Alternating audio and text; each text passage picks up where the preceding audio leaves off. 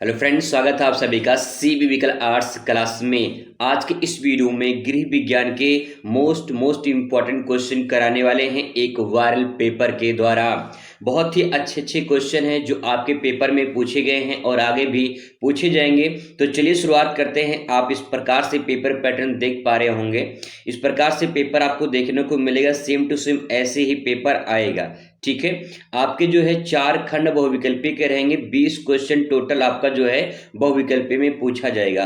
तो शुरुआत करते हैं हम लोग यहाँ से। और आपके सामने क्वेश्चन बहुविकल्पी आया है, इस प्रकार से क्वेश्चन देखने को मिलेगा। तो चलिए पहला आंसर देखते हैं। यहाँ पे क्वेश्चन पूछ रहा है कि जीवन कौशल क्या है। ठीक है, जीवन कौशल क्या है, यानी आपकी लाइफ की स्किल के बारे में पूछ रहा है। तो आपको आंसर देना है। तो इसमें देखिए, इसमें जो राइट आंसर होगा वो होगा आपका ये वाला। वे क्षमताएं जो व्यक्ति के लिए अनुकूल और सकारात्मक व्यवहार के लिए आवश्यक होती हैं। कहने का मतलब क्या है? कहने का मतलब ये है कि जीवन और कौशल क्या है। तो आपके लाइफ में कौशल जो स्किल्स होती है, जो नॉलेज होता है, एक तरह से कहें तो उसका क्या महत्व होता है। तो देखिए, जो कौशल होता है वो क्षमता होती है जो व्यक्ति के लिए अनुकूल और सकारात्मक व्यवहार के लिए आवश्यक होती है। अगर मैं सिंपल भाषा में आपको बताऊं तो बस आप इतना समझ जाइए, जैसे कि जब शादी वगैरह आती है तो बहुत सारी लड़कियां जो है मेहंदी लगाती है अपने हाथों में। तो मेहंदी क्या सबसे लगवाती हैं या फिर जिसको आता है उसी से लगवाती हैं? तो आपका जवाब होगा जिसको अच्छे से लगाना आता है, लोग उसी के पास जाते हैं कि हमको मेहंदी लगा दीजिए। कहने का मतलब ये है, उसके पास क्यों गए हैं? क्योंकि उसके पास ना नॉलेज है, उसके पास स्किल है, तो उसी के पास लोग गए हैं। तो इसीलिए यहाँ पे जो आपके अंदर नॉलेज, जो स्किल है, जो कौशल है, उसी को इंडिकेट कर रहा है कि आपके अंदर जो कौशल ना वो एक क्षमता के अनुसार इंडिकेट कर रहा है। तो क्या है? वो क्षमता है। ठीक है, जो व्यक्ति के लिए अनुकूल और सकारात्मक व्यवहार को आवश्यक होती है। मतलब आपके पास जो नॉलेज होगा उसी से जो है आप आगे अपना काम कर सकते हो और आप समझो कि समाज में अपने आप को स्थापित कर सकते हो। तो वही चीज यहाँ पे बताया गया है। ठीक है, चलिए बात करते हैं अगले क्वेश्चन पर। अगला क्वेश्चन आपके सामने यहाँ पे है, नैतिकता महत्वपूर्ण है। पहले नैतिक शिक्षा पढ़ाया जाता था, अभी भी पढ़ाया जाता है, लेकिन ये कि कोई ध्यान नहीं देता कि नैतिकता आखिर होती क्या है। तो देखिए, अगर बात करें यहाँ पे उच्च स्तरीय प्रबंधन के लिए नैतिकता जरूरी है। ठीक है, मध्यम स्तर के परिवर्तन के लिए भी जरूरी है और समान कर्मचारियों के लिए भी जरूरी है। मतलब कि सबके लिए कहीं कहीं जरूरी आपको देखने को मिल जाएगी। तो इसमें राइट आंसर उपयुक्त सभी हो जाएगा। ठीक है, ये इसमें राइट आंसर हो जाएगा। एक ट्रिक मैंने पिछले वीडियो में बताया था, अगर आपने नहीं देखा होगा तो मैं फिर से बार बता दे रहा हूँ इस वीडियो में। एक छोटा सा ट्रिक बता दे रहा हूँ, सब विषय में काम करेगा। ठीक है, देखिए 99% में गारंटी लेता हूँ, 99 100% नहीं, 1% कभी कभी मिस्टेक कर देता है। तो यहाँ पे मैं 99% आपसे ये कह रहा हूँ कि जब किसी बहुविकल्पीय प्रश्न का उत्तर लास्ट वाला, ठीक है, लास्ट वाला ये सभी दिखाई दे, ये सभी दिखाई दे, तो जैसे आपको सभी दिखाई दे तो 99% केसेस में वो सही होता है। ठीक है, 99% केसेस में सही होता है। कभी कभी 1% गलत हो जाता है, बल्कि 99% सही होता है। तो अगर आपको लगता है कंफ्यूजन होती है तो आप 99 की तरफ जाएंगे, क्योंकि 1% तो भाई कोई दिक्कत नहीं है, लेकिन 99% तो सबसे ज्यादा है। तो आप यहाँ पे भरोसा करिए और आप उस पर टिक कर दिए, आपका राइट आंसर हो जाएगा। आप प्रैक्टिकल करके देख लीजिएगा, आपके पास क्वेश्चन बैंक होगा, आपके पास किताबें होंगी, वहां पे आप देख सकते हैं। यहाँ भी अभी आपको अंदाजा लग जाएगा। ठीक है, चलिए नेक्स्ट बात करते हैं अगले क्वेश्चन पर। क्वेश्चन है कि तरल आहार हो सकता है। तरल जो आहार होता है वो किस रूप में हो सकता है? क्या आंशिक तरल के रूप में हो सकता है, अर्ध तरल के रूप में हो सकता है, पूर्ण तरल के रूप में हो सकता है? हाँ बिल्कुल, किसी भी रूप में हो सकता है। इसमें राइट आंसर आपका जो है डी वाला सही हो जाएगा। ठीक है, आगे बढ़ते हैं। नेक्स्ट क्वेश्चन आपके सामने है, प्रत्येक दिन के आहार में कोष्ठबद्धता दूर करने के लिए आवश्यक होना चाहिए। कोष्ठबद्धता दूर करने के लिए क्या आवश्यक होना चाहिए? तो यहाँ पे जो राइट आंसर होगा वो यहाँ पे खट्टा हो जाएगा। ठीक है, खट्टा राइट आंसर। इसमें वैसे भी लड़कियों को खट्टा ज्यादा पसंद होता है, मतलब ऐसे जो है जो तीखा उखा होती है वो पसंद ज्यादा करती हैं। अगला क्वेश्चन आपके सामने है कि राष्ट्रीय पोषण कार्यक्रम, जो राष्ट्रीय पोषण कार्यक्रम है, इसकी शुरुआत कब की गई? तो इसकी शुरुआत की थी 1980 में। ठीक है, राइट आंसर यहाँ पे हो जाएगा 1980। नेक्स्ट क्वेश्चन आपके सामने है। अब बात करते हैं दूसरे क्वेश्चन पार्ट के, आगे आ चुका है यहाँ पे। क्वेश्चन है 2 से 3 वर्ष के आगे वाले बच्चे को जो है टॉडलर कहा जाता है, क्योंकि टॉडलर कहा जाता है क्योंकि वे बहुत अधिक चिड़चिड़े होते हैं, या फिर मेढक की तरह फुदुक फुदुक कर चलते हैं, उनमें अधिक बोलने की प्रवृत्ति होती है, हर समय निष्क्रिय रहते हैं। तो इसमें राइट आंसर हो जाएगा डी वाला, सॉरी बी वाला, ठीक है, ये वाला, यानी मेढक की तरह फुदुक फुदुक कर चलते हैं। तो टॉडलर कहा जाता है इसे क्योंकि इसमें मेढक की तरह फुदुक फुदुक के चलते हैं। राइट आंसर इसमें हो जाएगा। नेक्स्ट क्वेश्चन आपके सामने है, विकास के प्रतिमानों की रहती है। तो विकास के जो प्रतिमान है वो क्या होता है, इसमें जो है इसमें स्थिरता रहती है, ठीक है, स्थिरता रहती है। नेक्स्ट है आपके सामने क्वेश्चन है कि हमारे समाज में सर्वाधिक संवेदनशील समूह है, संवेदन समूह कौन सा है। तो मैंने आपको एक छोटा सा ट्रिक बताया था, आप यहाँ पे उसको लागू कर सकते हो, ये सभी इसमें राइट आंसर हो जाएगा। आपको जानकारी के मुताबिक बता दें कि इसमें बच्चे, वृद्ध और युवा सब संवेदनशील होते हैं। दूसरी बात यह है कि आप एक बार कमेंट करके जरूर बताइए कि आपका कितना राइट आंसर हुआ है, ठीक है। नेक्स्ट है आपके सामने, भारत में पहला यस गांव कब विकसित किया गया था। तो भारत में पहला जो यस ओ गांव है 1964 में, ठीक है, 1964 में। अब देखिए मैं थोड़ा सा आपको ट्रिक बता दे रहा हूँ। यहाँ पे लिखा है यस गांव, ठीक है, यानी सॉस। अब देखिए इसको सॉस पढ़िए, आप सॉस पढ़िए, ठीक है। तो अब ये सॉस हो गया है, तो आप सॉस को सॉस पढ़िए, ठीक है। और आपके सॉस को अच्छा अचार पसंद है, क्या पसंद है, अच्छा अचार पसंद है। महसूस करिए आपके सास को अच्छा अचार पसंद है। तो यहाँ पे देखिए अच्छा मतलब छा और चार मतलब अचार, ठीक है, अचार, चार अचार हो जाएगा। तो 1964 में क्या हुआ था, सॉस गांव विकसित किया गया था। तो 1964 छा चार मतलब छा अचार हो जाएगा, ठीक है। लास्ट में देखिए यहाँ पे जो है 64 है ना, बाकी 19 तो सब में कॉमन है, तो उससे दिक्कत नहीं है। हमें जब ऑप्शन देखेंगे 64 तो हमें पता चल जाएगा। जैसे यहाँ पे लिखा रहेगा यस ओ यस, ठीक है, तो यस ओ यस आपको अपनी सास नजर आएगी, ठीक है, सास नजर आएगी। उसके बाद सास को क्या पसंद है, अच्छा अचार पसंद है, अच्छा अचार छा अचार हो जाएगा, ठीक है। थोड़ा सा ट्रिक लगा के याद करेंगे तो आपको याद हो जाएगा। नेक्स्ट क्वेश्चन बात करते हैं। अगला क्वेश्चन आपके सामने है, प्राथमिक रंग है, तो वही ट्रिक लगाइए, प्राथमिक रंग, ये सभी इसमें राइट आंसर हो जाएगा, ठीक है। क्वेश्चन नंबर नेक्स्ट बात करते हैं, फैशन डिजाइन और व्यापार किसका मिश्रण होता है।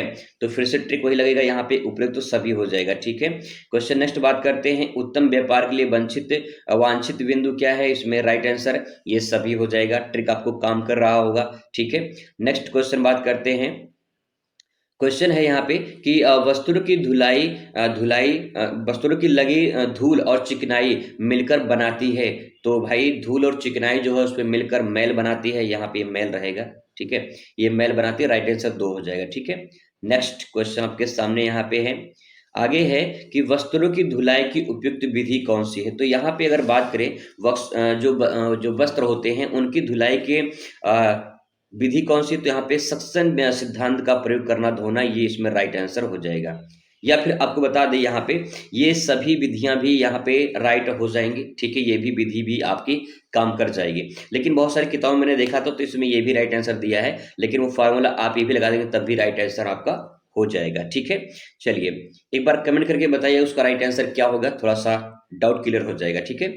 नेक्स्ट है, किसी होटल का केंद्र बिंदु क्या है। तो होटल का जो केंद्र बिंदु होता है उसका प्रमुख कार्यालय होता है, जहां पे पूरा का पूरा कार्य किया था, तो होटल का कार्यालय जो है केंद्र बिंदु माना जाता है, ठीक है। क्वेश्चन नेक्स्ट बात करते हैं। क्वेश्चन है, होटल और रेस्टोरेंट में सबसे अधिक महत्व दिया जाता है। तो जो होटल और रेस्टोरेंट है वो सबसे अधिक किसको महत्व दिया जाता है। तो भैया सिंपल सी बात है, स्वच्छता और जो है स्वास्थ्य पर ज्यादा ध्यान दिया जाता है, ठीक है।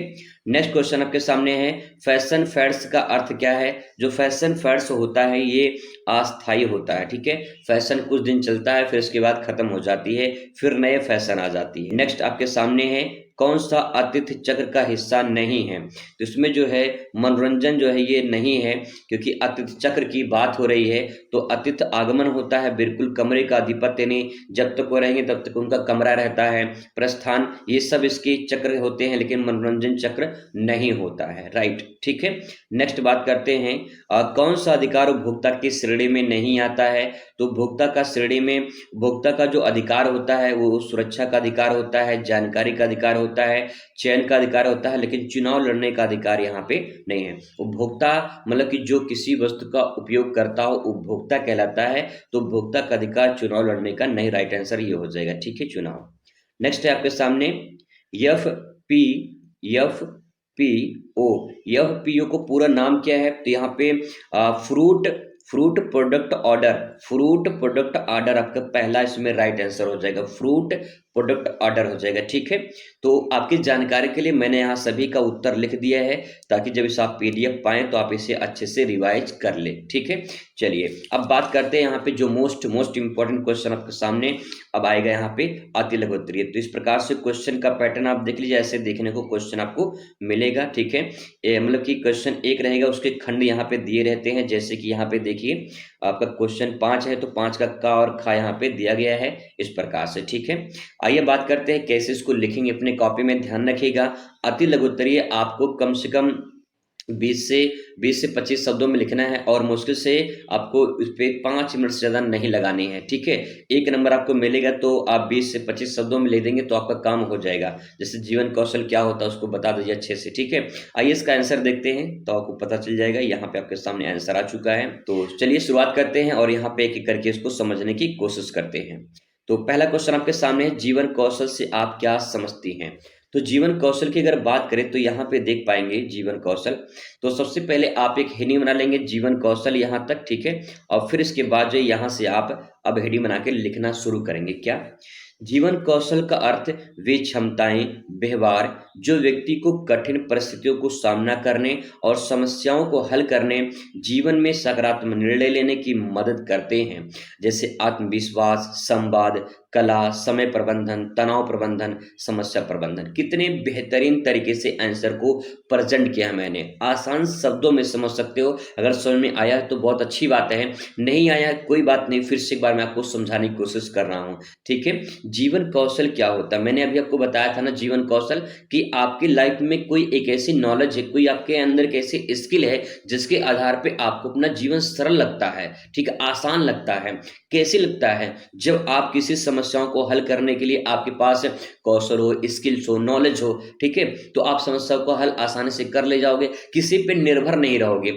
आज की डेट में हम क्या है, किसी पे निर्भर हैं, उन पे निर्भर हैं, उन पे निर्भर हैं, हम खुद का काम नहीं कर पा रहे हैं। आप कुछ ऐसा कर जाइए, कुछ ऐसी नॉलेज अपने अंदर स्टोर कर लीजिए जिससे कि आपके अंदर एक कौशल आ जाए और उसके आधार पे खुद फैसला ले सके क्या सही है क्या गलत है।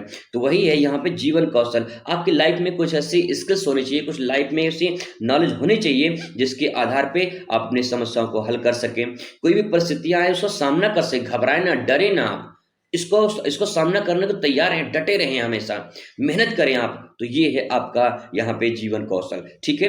जैसे यहाँ पे आत्मविश्वास सबसे बड़ी चीज होती है। आपके अंदर खुद में विश्वास है कि इस बार मेरा 90+ आएगा। विश्वास है तभी तो आएगा, अगर विश्वास नहीं होगा तो नहीं आएगा। इसीलिए अपने अंदर एक आत्मविश्वास जगाइए कि मुझे कुछ करना है, मुझे कुछ बनना है, अपने लिए बनना है, अपने परिवार के लिए बनना है, अपने समाज के लिए बनना है, अपने देश को दिखाना है कि भाई हम कुछ कर सकते हैं। तो उसी प्रकार से अपने अंदर आत्मविश्वास लाइए। आत्मविश्वास रहेगी तो दुनिया में हर चीज आपको आसान लगने लगेगी, ठीक है। कॉन्फिडेंस होना चाहिए अपने आप में। संवाद कला, बहुत सारी लड़कियां होती हैं जो अगर स्टेज पे खड़ा कर दिया जाए ना, बोलने में हाथ पैर कांपने लगते हैं। आपको अपने अंदर एक ऐसी स्किल लानी पड़ेगी, एक ऐसी कौशल लानी पड़ेगी जिससे अगर आपको स्टेज पे खड़ा कर दिया जाए ना तो आप बोले, बिंदास बोले और लेक्चर दे अच्छे से, और जब बोले आप तो दंग रह जाए लोग कि भाई क्या बच्चे ने बोला है, बेहतरीन तरीके से। ये संवाद आपके अंदर होना चाहिए, यानी बोलने की जो कला है ना, ये सबके पास नहीं होती है, बहुत कम लोग के पास होती है। आपके स्कूल में, आपके विद्यालय में बहुत सारे ऐसे अध्यापक होंगे, अध्यापिकाएं होंगी जो बोलने के लिए उनके अंदर एक अलग सा कौशल होगा, एक बढ़िया बेहतरीन अंदाज में बोलते होंगे, जिससे बच्चे प्रभावित होते हैं, लोग प्रभावित होते हैं। तो कहने का मतलब ये है कि आपके अंदर आत्मविश्वास, संवाद कौशल, समय प्रबंधन, बहुत सारे लोग तो टाइम मैनेजमेंट बनाते हैं कि हमको इतना घंटे पढ़ने हैं, अच्छे से पढ़ना है, इतना घंटा जो ये काम करना है, ये घंटा ये काम करना है, ये इतना ये काम करना है, एक टाइम मैनेजमेंट बनाकर, ये भी कौशल होता है। हर कोई समय से काम नहीं कर पाता है, तो अपने समय को समय से करना वो बहुत बड़ी इंपॉर्टेंट होता है। ठीक है। तनाव प्रबंधन, बहुत सारे लड़कियां, बहुत सारे लोग, लड़कियां नहीं, बहुत सारे लोग इसमें तनाव यानी टेंशन में रहते हैं कि भाई कैसे क्या किया जाए, टेंशन हो जाती है। बोर्ड परीक्षा आने वाले, टेंशन हो गया है, क्या करें, कैसे तैयारी करें। कोई बात नहीं, कोई टेंशन नहीं, टेंशन को आग लगा दो। अगर टेंशन रहेगी तो कुछ नहीं होगा, टेंशन दूर फेंक दो, अपने आप में रिलैक्स हो जाओ और कहो कि इस बार 90+ आएगा। क्यों आएगा? क्योंकि मेरा आत्मविश्वास कह रहा है, मुझे इतना विश्वास हो चुका है कि मेरा 90+ आएगा। तो ये तनाव प्रबंधन आपके अंदर होनी चाहिए कि आपको उसको मुक्त कर सके। तनाव नहीं होना चाहिए, टेंशन नहीं होना चाहिए किसी बात का।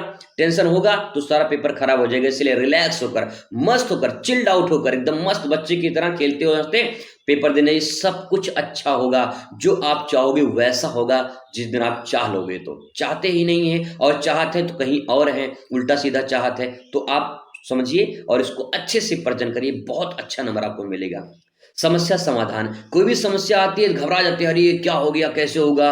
उसका समस्या आ चुकी है ना, समाधान करना पड़ेगा। अगर चोट लग गई है उसका इलाज करना पड़ेगा। तो आपको अपने आप पैरों पे खड़ा होना है और कौशल आपके अंदर विकसित करनी है। ये जीवन कौशल है, आराम से समझ सकते हैं, समझ जाओगे, आसान शब्दों में लिख पाओगे। और मैं आपको रटवा नहीं रहा हूं, समझा रहा हूं, पढ़ते कैसे हैं, समझते कैसे चीजों को। आपने पढ़ा होगा लेकिन आपको पता चल गया कि अब याद कैसे करते, समझते कैसे हैं। ठीक है, आई होप आपको समझ में आया होगा। आगे बात करते हैं, क्वेश्चन नेक्स्ट है, कार्य से आप क्या समझती हैं? कार्य क्या होता है? वर्क। ठीक है, देखिए, कार्य का अर्थ होता है किसी उद्देश्य को प्राप्त करने के लिए किया गया श्रम। श्रम मतलब मेहनत, मजदूरी। ठीक है, मेहनत करना, प्रयास करना। ठीक है, यह शारीरिक, मानसिक और तकनीकी रूप से हो सकता है, जैसे नौकरी, शिक्षा, घर का काम। बहुत सिंपल सेंटेंस, बहुत ही आसान शब्दों में मैंने लिखा है। ऐसा शब्द आपको किताब में भी नहीं मिलेगा, चाहे आप ढूंढ के देख लीजिएगा ना, तो क्वेश्चन बैंक में मिलेगा। क्योंकि मैंने कई सारी किताबों को कलेक्ट करके अपने शब्दों में आसान सरल भाषा में लिखा है, ताकि आप इसे आसानी से समझ पाए। कार्य देखिए कितना आसान है। कार्य क्या है? किसी उद्देश्य को, आप कोई काम कर रहे हैं तो उस काम का कोई उद्देश्य होगा।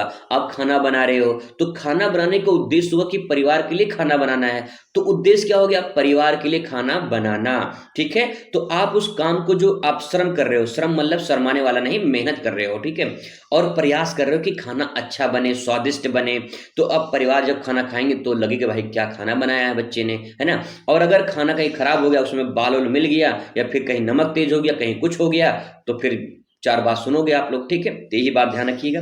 नेक्स्ट है इसमें शारीरिक, आप खाना बना रहे हो, शारीरिक मेहनत कर रहे हो। दूसरी बात, मानसिक भी मेहनत करते हैं।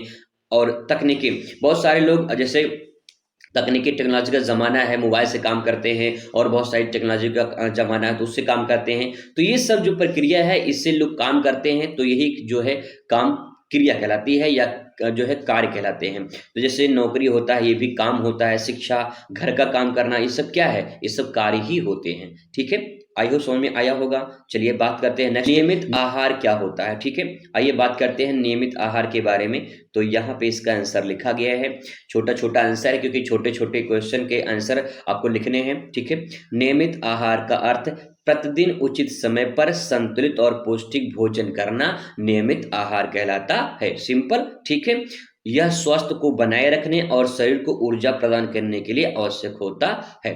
बहुत ही सिंपल सेंटेंस है। नियमित आहार का मतलब कि आप नियमित भोजन करते हैं, डेली भोजन करते हैं। तो डेली भोजन करने का उद्देश्य क्या होता है? कि हमारे शरीर को ऊर्जा मिलती रहे और हम स्वस्थ बने रहें, इसके लिए हम भोजन करते हैं। ठीक है, और यहाँ पे देखिए ये क्या होता है कि जो है ये उचित जो है मतलब कि उचित समय पर संतुलित पौष्टिक आहार, यानी सही समय पर भोजन करने का बस समय होता है, लेकिन कोई करता नहीं है। बहुत सारे लोग करते हैं, ऐसी बात नहीं है। तो समय पर उस संतुलित भोजन करना, पौष्टिक आहार लेना, ये सब जो है नियमित आहार के नाम से जाना जाता है। ठीक है, और इसको हम कह सकते हैं क्यों आहार लेते हैं, क्योंकि हमें शरीर में ऊर्जा प्रदान करनी होती है ताकि हम आगे काम कर सके। ठीक है, इस प्रकार से आप इसे लिख सकते। ठीक है, चलिए अब बात करते हैं जन स्वास्थ्य, जन पोषण से क्या आशय है।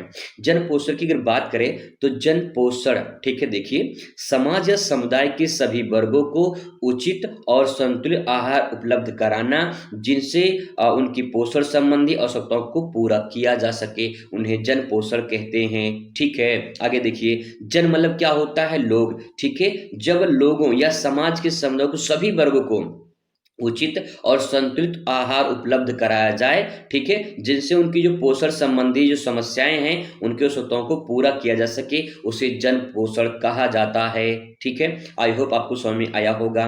तो यहाँ पे सिंपल भाषा में ले सकते हैं, कोई दिक्कत नहीं है। क्वेश्चन बात करते हैं नेक्स्ट, समुदाय से क्या अभिप्राय है। अगर समुदाय की बात करें तो कम्युनिटी किसे कहते हैं, समुदाय क्या होता है, आइए देखते हैं समुदाय क्या होता है। देखिए, समुदाय का अर्थ एक ऐसे समूह से है जिसमें लोग एक दूसरे के साथ सामाजिक, सांस्कृतिक और आर्थिक संबंधों के आधार पर जुड़े होते हैं, जैसे गांव, कॉलोनी, किसी विशेष धर्म या संस्कृति के लोग। कितना सरल शब्द, कितना आसान शब्दों मैंने लिखा है, आप समझ सकते हैं। किसी भी किताब में ऐसा नहीं मिलेगा जो मैंने यहाँ पे प्रेजेंट किया है।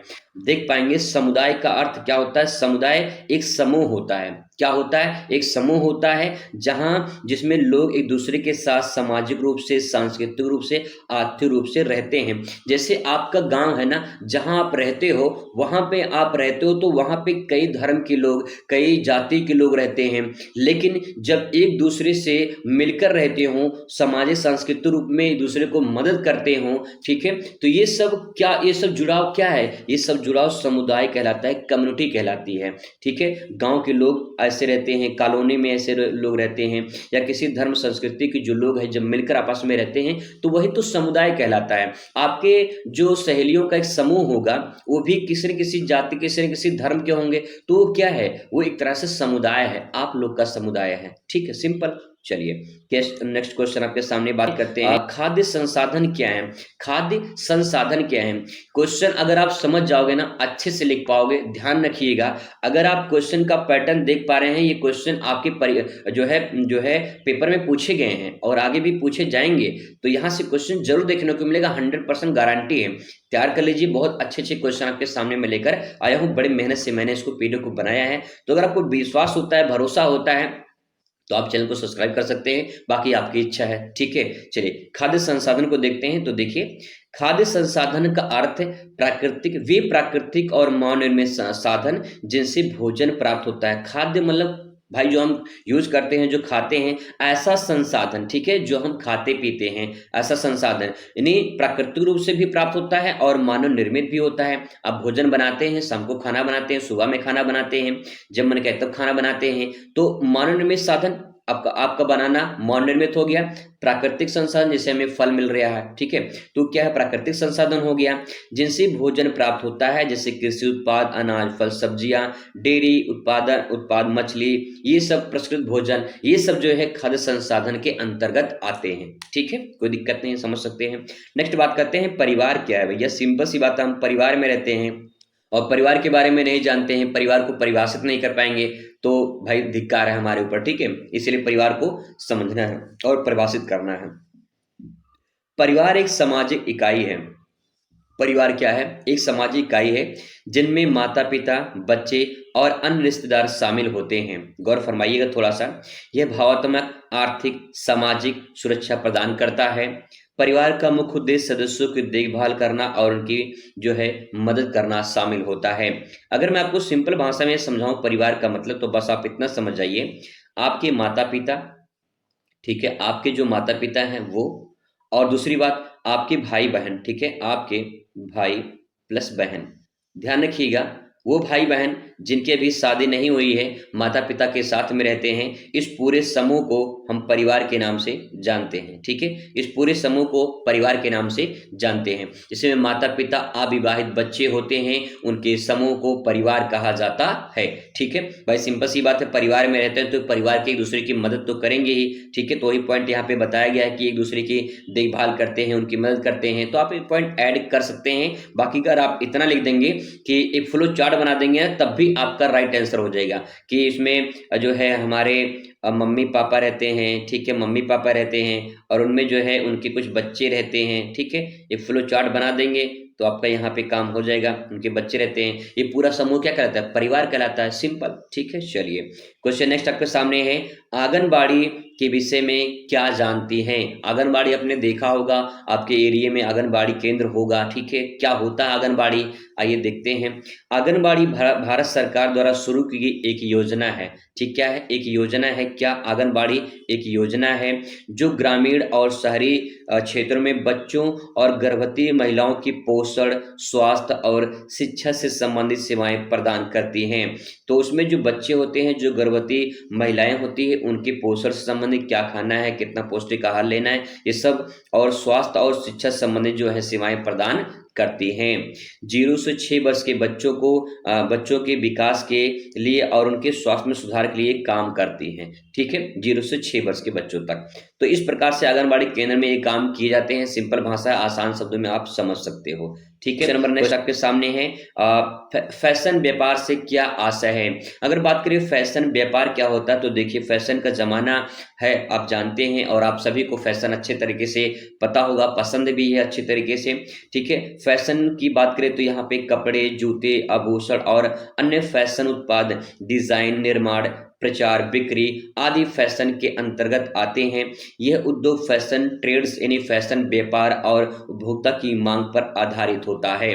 मैं आपको एग्जाम्पल बताता हूँ छोटा सा। मैंने अपने आंखों से देखा था, मैं एक दुकान पे कपड़ा ले रहा था, तो एक लड़का आया, वहां से एक जींस लिया। ठीक है, बढ़िया सा अच्छा सा जींस लिया, बढ़िया से 1800 का जींस था। और उसके बाद जो है उसको लेने के बाद वो ब्लेड लिया था। ठीक है, ब्लेड, और ब्लेड से उसको जो है घुटने पर जो है फाड़ दिया। ठीक, जो घुटना होता है ना, घुटना, उस पर जो है वो फाड़ दिया। मैंने कहा भाई क्या किया? तो नया नया जींस फाड़ दिया। तो भाई उसमें मतलब कि ये हुआ कि फैशन में वो अपने जींस को फाड़ दिया। ठीक है, तो लोग फैशन की जमाना है। पहले की कोई अगर कपड़ा फटा पहनता था तो कहते थे कि भैया कितना गरीब इंसान है। आखिर में नए नए कपड़े लोग फाड़ देते हैं। ठीक है, तो ये क्या है? फैशन है, फैशन का जमाना है, और फैशन आगे आगे और बढ़ भी रहा है। तो लिख सकते हैं अच्छे से। अतिथि, जो अतिथि होते हैं उनसे आप क्या समझते हैं? तो देखिए अतिथि क्या होता है? आतिथ्य का अर्थ अतिथियों या मेहमानों के सम्मान और आराम प्रदान करना। ठीक है, यानी मेहमान आएंगे, उनका सम्मान करेंगे, फिर इसके बाद वो आराम फरमाएंगे। ठीक है, तो यहाँ पे देखिए जैसे होटल, रेस्टोरेंट, टूरिज्म और रिजॉर्ट। रिजॉर्ट मतलब एक बहुत बड़ा जो है होटल टाइप का होता है, उसे रिजॉर्ट बोलते हैं। अतिथियों की सेवा और सुविधा प्रदान करने के लिए इसके अंतर्गत आते हैं। यानी सिंपल भाषा में कहें तो जो अतिथि होते हैं ना, अतिथि, ये बिना किसी तिथि के आते हैं, इनका कोई तिथि होता नहीं है, उन्हें अतिथि कहते हैं, जो इनका कोई तिथि ना हो। ठीक है, दूसरी बात ये है, जैसे अभी घर में कोई मेहमान आता है, कोई अतिथि आते हैं, तो आप उनका सम्मान करते हैं, बिल्कुल करते हैं। वो आएंगे, ठीक है, और फिर जाएंगे। आने और जाने में जो प्रक्रिया होती है वो अतिथि चक्र के नाम से भी जाना जाता है। तो वो भी क्वेश्चन आपसे पूछ सकता है कि अतिथि चक्र क्या होता है। यानी उनका आगमन होता है। ठीक है, आगमन होता है, और फिर आगमन करने के बाद फिर उनका प्रस्थान होता है। ठीक है, प्रस्थान होता है, लेकिन आगमन और प्रस्थान के बीच में भी कुछ काम होते हैं, उनका रहना, ठहरना, खाना पीना, ये सारी प्रक्रिया, ये सब अतिथि चक्र के रूप में जाना जाता है। तो आप इसको भी ऐसे समझ सकते हैं। अब बात करते हैं लघु उत्तरीय प्रश्न की। तो चलिए, एक महामैराथन वीडियो है। ठीक है, महाकुंभ का महामैराथन, अगर आप इसे देख लोगे तो यहाँ से पक्का आपके पेपर में क्वेश्चन देखने को मिलेगा, और जब क्वेश्चन आएगा तो आपको एहसास होगा कि हाँ क्वेश्चन कैसे पूछा जाता है। ठीक है, चलिए आगे आपके सामने इस प्रकार से क्वेश्चन पैटर्न देख पा रहे होंगे। ठीक है, अब उत्तर की हम लोग यहाँ से बात करेंगे। चलिए अब देखिए, यहाँ पे क्वेश्चन है कि नैदानिक पोषण और आहारिकी के अध्ययन का महत्व बताइए। तो आपको बताना है कि नैदानिक पोषण क्या होता है और आहारिकी के अध्ययन के महत्व को बताना है। तो चलिए बताते हैं इनको। ठीक है, सबसे पहले आप यहाँ पे क्या करिए, हेडिंग बना लीजिए। मैंने देखिए हेडिंग बना लिया है, नैदानिक पोषण और आहारिकी के अध्ययन का महत्व, और यहाँ पे इसके महत्व को लिखेंगे।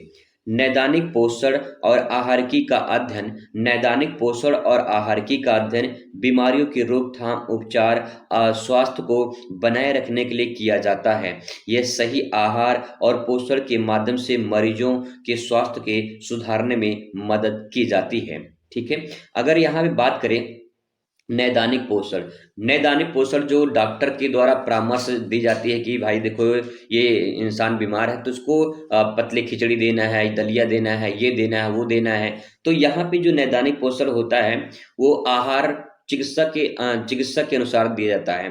ठीक है, तो उसी के बारे में बताया गया कि जो आपको इंसान को बीमारी हुई है उसके रोकथाम और उपचार के लिए जो भी भोजन जो पोषण दिया जाता है वो नैदानिक पोषण के नाम से जाना जाता है। और आहार की जो भी आहार होते हैं, जो आहार दिए जाते हैं वो आहार की है। ठीक है, थोड़ा सेंटेंस यहाँ पे शुद्ध भाषा हिंदी में लिखा है भैया। तो आगे देखिए उदाहरण के तौर पे लिख सकते हैं, एक उदाहरण यहाँ पे लिख सकते हैं। ठीक है, क्योंकि लॉन्ग क्वेश्चन मतलब थोड़ा सा लॉन्ग रहेगा तो उसमें उदाहरण दे दीजिए ताकि एग्जामिनर को लगे कि बच्चे ने अच्छे से लिखा है। जैसे डायबिटीज होती है, डायबिटीज में क्या होता है, ऐसे मरीज को कम शुगर वाले आहार की सलाह दी जाती है। उदाहरण के तौर पे लिख सकते हैं। तो यहाँ पे जैसे डायबिटीज किसी को होती है, कम शुगर यानी चीनी खाने, जो मीठा खाते हैं उनको कम मीठा दिया जाए, जो जिनको शुगर हो गया हो। ठीक है, मोटापा जैसे होता है तो संतुलित और कम कैलोरी वाले आहार दिया जाए, नहीं तो मोटापा और बढ़ता चला जाता है। तो इस प्रकार से आप 2 उदाहरण ले देंगे तो परफेक्ट पूरा नंबर आपको मिल जाएगा। ठीक है, अब बात करते हैं नेक्स्ट अगले क्वेश्चन पर। किसी होटल के गृह व्यवस्था विभाग के 3 सदस्यों के उत्तरदायित्व बताइए। जो होटल के गृह व्यवस्था होते हैं उनके विभाग में 3 सदस्यों के जो है बारे में बताना है। तो आइए देखते हैं 3 सदस्य क्या है। पहला है हाउस कीपिंग पर्यवेक्षक। हाउसकीपिंग की बात करें तो साफ सफाई जो काम करते हैं हाउसकीपिंग होते हैं। सभी कमरों की साफ सफाई और सजावट सुनिश्चित करना यह हाउसकीपिंग पर्यवेक्षक का काम होता है। ठीक है, हाउसकीपिंग स्टाफ, अब यहाँ पे ये पर्यवेक्षक है यानी जो निरीक्षण करते हैं, जो काम करवाते हैं। ठीक है, तो वो हो गया। एक हाउसकीपिंग स्टाफ की बात करें तो अतिथियों के लिए बिस्तर, पर्दे, अन्य आवश्यकताओं की व्यवस्था करना ये स्टाफ का काम होता है। और पर्यवेक्षक जो होते हैं वो साफ सफाई काम करने का, सजावट काम करने का जो है ये काम करते हैं। ठीक है, आगे है लॉन्ड्री अटेंडेंट। लॉन्ड्री अटेंडेंट जो कपड़ा धोने का काम करते हैं। तो यहाँ पे होटल के कपड़े, लिनन, अतिथियों के कपड़े धुलना, ये सब प्रेस करना, ये लॉन्ड्री वाले जो है वो काम करते हैं। तो इस प्रकार से 3 पॉइंट हैं जो कि होटल के 3 सदस्य होते हैं जिनका अहम भूमिका होती है। ठीक है, चलिए क्वेश्चन नेक्स्ट बात करते हैं। आपके सामने है यहाँ पे खाद्य पदार्थ किन कारणों से खराब होते हैं। जो खाद्य पदार्थ होते हैं वो किन कारणों से खराब होते हैं, तो आइए देखते हैं उसमें क्या कारण होता है खराब होने का। ठीक है, पहला पॉइंट इसमें लिखेंगे आप माइक्रोबियल गतिविधियां। माइक्रोबियल गतिविधियां का मतलब क्या है, अगर आप ये सेंटेंस नहीं लिख पाओगे तो कोई बात नहीं, आप सिंपल भाषा में लिख सकते हो कि बैक्टीरिया, फंगस, वायरस के कारण वस्तु खराब हो जाती है। यानी जो खाद्य पदार्थ होते हैं जब उसमें बैक्टीरिया पड़ जाते हैं, ठीक है, फंगस लग जाते हैं तो जो है वो खराब हो जाता है। जैसे गर्मी के मौसम में ज़्यादातर खाद्य पदार्थ खराब होता है। ठीक है, नेक्स्ट पॉइंट बात करें यहाँ पे भौतिक कारण। भौतिक कारण अधिक गर्मी या फिर ठंडी या जो है ठंड या नमी। तो ठंड या नमी तो कम खराब होते हैं, लेकिन गर्मी में तो अधिक खाद्य पदार्थ खराब होते हैं। आप अगर खाना बनाते हो, सुबह में बनाए हो, शाम तक जो है खराब हो जाता है। ठीक है, तो इस प्रकार से यहाँ पे लिख सकते हो। नेक्स्ट है रासायनिक प्रक्रिया। रासायनिक प्रक्रिया में ऑक्सीकरण और एंजाइम की क्रियाशीलता कारण जो है वस्तु खराब हो जाती है कभी कभी। जैसे उदाहरण के तौर पे लिख सकते हैं दूध का खट्टा हो जाना, फल का सड़ जाना, ये सब क्या है, ये सब जो है खाद्य पदार्थ का जो है यहाँ पे खराब होने के कारण हो जाएंगे। ठीक है, नेक्स्ट क्वेश्चन आपके सामने है। क्वेश्चन है कोडेक्स इंडिया क्या है। कोडेक्स इंडिया की बात करें तो कोडेक्स इंडिया भारतीय खाद्य सुरक्षा और मानक प्राधिकरण, इसको बोलते हैं FSSAI के तहत एक निकाय है जो खाद्य उत्पादों की गुणवत्ता और सुरक्षा को सुनिश्चित करने के लिए अंतर्राष्ट्रीय मानक विकसित करता है। तो कोडेक्स इंडिया की अगर बात करें तो यहाँ पे समझ जाइए इतना कि जो खाद्य सुरक्षा है ना, खाद्य सुरक्षा और मानक प्राधिकरण के तहत एक निकाय है।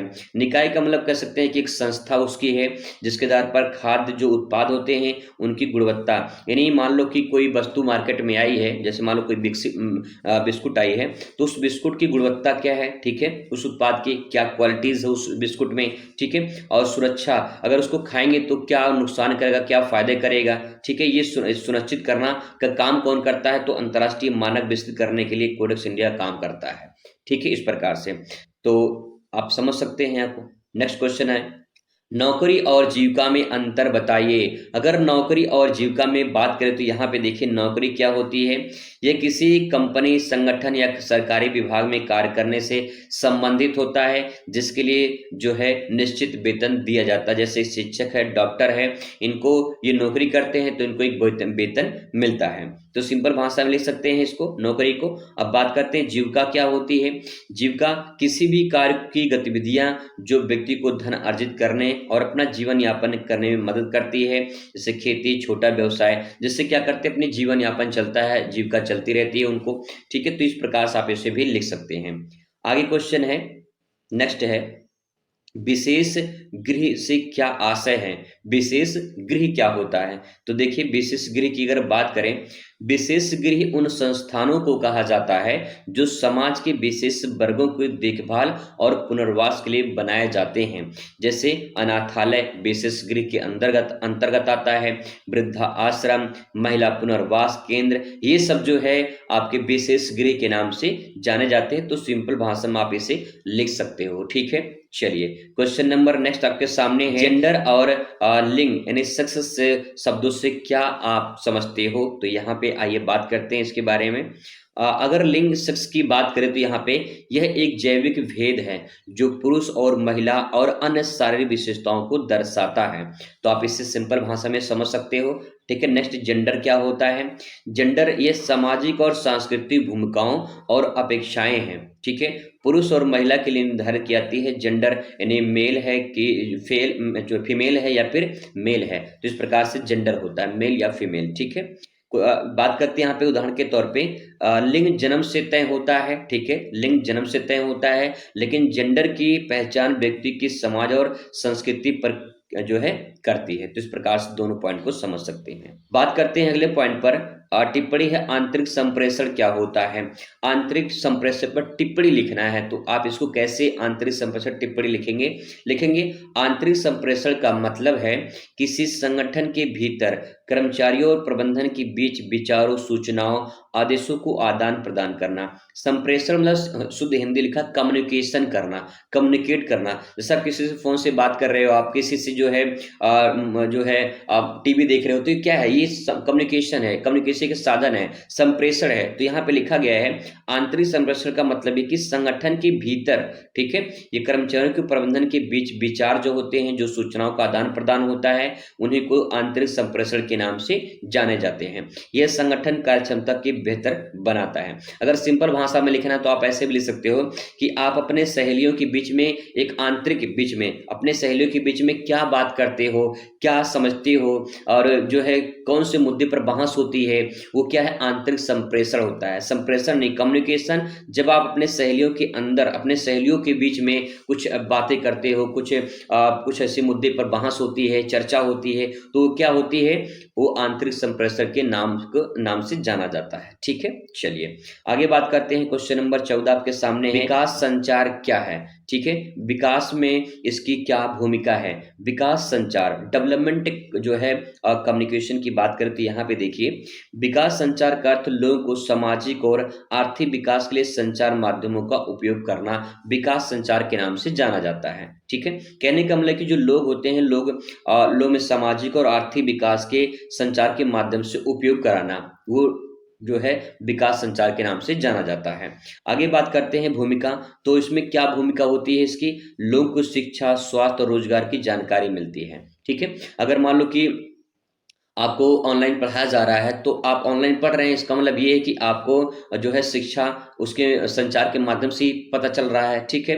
स्वास्थ्य और रोजगार के बारे में जानकारी आप ऑनलाइन सर्च करके देख सकते हैं, समझ सकते हैं, ताकि लोग सतर्क हो सके उस चीज से, ठीक है। नेक्स्ट आपके सामने यहाँ पे जागरूकता अभियान चलाना, बहुत सारे ऐसे जागरूकता अभियान चलाए जाते हैं कि उसकी समस्या का समाधान किया जा सकता है, ठीक है। उदाहरण के तौर पर बात करें तो ग्रामीण विकास के लिए रेडियो, टीवी, ये सब प्रसारित कार्यक्रम, ये सब क्या होते हैं? ये सब आपके विकास जो है संचार होते हैं। नेक्स्ट है अस्थायी शिशु केंद्र क्या होते हैं? अस्थायी शिशु केंद्र मतलब क्या होता है इसका? देखिए मतलब ये है, इसमें अस्थायी शिशु केंद्र वे स्थान होते हैं जहां माता पिता के काम के दौरान बच्चे को देखभाल होती है। ये छोटे बच्चों को एक सुरक्षित स्थान प्रदान करती है। सिंपल भाषा में कहें, जिनके माता पिता नौकरी करते हैं तो अपने बच्चों को जो है वहाँ पे उस स्थान पे जो है कुछ पल के लिए, कुछ समय के लिए, कुछ दिनों के लिए रख देते हैं ताकि उनके बच्चों को अच्छे से देखभाल कर सकें और वो भी अपना काम कर सके। इस प्रकार से ठीक है शिशु केंद्र होता है। कि ओस की बूंद सी होती हैं बेटियां, ओस की बूंद सी होती हैं बेटियां, स्पर्श खुरदरा हो तो रोती हैं बेटियां, बेटा तो एक कुल को रोशन करता है, बेटा तो एक कुल को रोशन करता है, दो दो कुल को रोशन करती हैं बेटियां। आगे बढ़ते हैं, क्वेश्चन पर नजर डालते हैं। तो यहाँ पे क्वेश्चन जो आपके सामने है, पहला क्वेश्चन इस प्रकार से देखने को मिलेगा कि पोषण को परिभाषित कीजिए। ऐसा क्वेश्चन देखने को मिलेगा। इस प्रकार से क्वेश्चन का पैटर्न आप देख पा रहे होंगे यहाँ पे, और इसके नीचे जो है यहाँ पे इस प्रकार से क्वेश्चन देखने को मिलेगा। ठीक है, तो यहाँ पे हम लोग जो क्वेश्चन कवर करने वाले हैं, सबसे पहले बात करेंगे पहले क्वेश्चन। तो पहला क्वेश्चन आपके सामने यहाँ पे आ चुका है, पोषण को परिभाषित कीजिए। उससे पहले आपको एक पॉइंट और बता दें कि जब आप आंसर लिखेंगे तो ध्यान रखिएगा, आंसर लिखते समय क्वेश्चन से ही पहले हेडिंग बना लेनी है। जैसे कि पोषण को परिभाषित करना है तो यहाँ से इतना ये हटा दीजिए, ठीक है, और ये जो है आपका पोषण हेडिंग बन जाएगा, और इसके बारे में हेडिंग बना के अब अच्छे से लिखना है। जितने अच्छे से कॉपी आप लिखोगे उतना ही बेहतर नंबर आपको मिलेगा, क्योंकि आपकी कॉपी ही आपकी पहचान होती है। तो कॉपी को ऐसा लिखिए कि एग्जामिनर देख के बोल दे कि क्या कॉपी लिखा है बच्चे ने। ठीक है, तो इस प्रकार से आवाज आनी चाहिए एग्जामिनर के दिल से। तो अगर आपको नंबर अच्छा लाना है तो कॉपी को अच्छा लिखना पड़ेगा। ठीक है, लिखेंगे पोषण वह प्रक्रिया है जिसमें हमारा शरीर भोजन के पोषक तत्वों को प्राप्त कर ऊर्जा और स्वास्थ्य को बनाए रखता है। यानी पोषण का मतलब हम सिंपल भाषा में कहें तो जैसे हम कुछ ग्रहण करते हैं, भोजन ग्रहण करते हैं, तो हमें उसमें जो पोषक तत्व होते हैं भोजन में, वो हमें एनर्जी प्रदान करता है, ऊर्जा प्रदान करता है, जिससे हम कुछ काम कर सकते हैं। भाई जब पौष्टिक आहार लेंगे तभी तो कुछ काम हो पाएगा। तो इसका मतलब है कि पोषण वह प्रक्रिया है जिसके माध्यम से हमारा शरीर जो है भोजन को, जो पोषक तत्व होते हैं उनको प्राप्त करता है, प्राप्त करके ऊर्जा मिलती है उससे, और हम क्या होते हैं अपने आप को स्वस्थ बनाए रखते हैं। अगर कोई इंसान 10 दिन खाना ना खाए तो इंसान उसमें कुछ ना कुछ परिवर्तन हो जाता है। ठीक है, मतलब शरीर दुबला पतला हो जाएगा, कमजोर हो जाएगा। तो कहने का मतलब ये है कि अगर पोषण मिलता रहेगा, और पोषण मतलब कि पोषक तत्व अगर मिलते रहेंगे तो इंसान स्वस्थ बना रहेगा और उसको एनर्जी यानी ऊर्जा मिलती रहेगी। ठीक है, उदाहरण के तौर पे कह सकते हैं कि प्रोटीन शरीर के निर्माण में मदद करता है, जबकि कार्बोहाइड्रेट ऊर्जा प्रदान करता है। तो जो हम पोषण करते हैं इसके माध्यम से हमें प्रोटीन मिलता है, और प्रोटीन क्या करता है, शरीर के निर्माण में मदद करता है। दूसरा कार्बोहाइड्रेट मिलता है, तो कार्बोहाइड्रेट क्या करता है, ऊर्जा प्रदान करता है। ठीक है, तो ये सारे पॉइंट आराम से आप समझ सकते हैं, आसान शब्दों में मैंने आपको समझाने की कोशिश की है। क्वेश्चन नंबर नेक्स्ट बात करते हैं, आहार कितने प्रकार के होते हैं?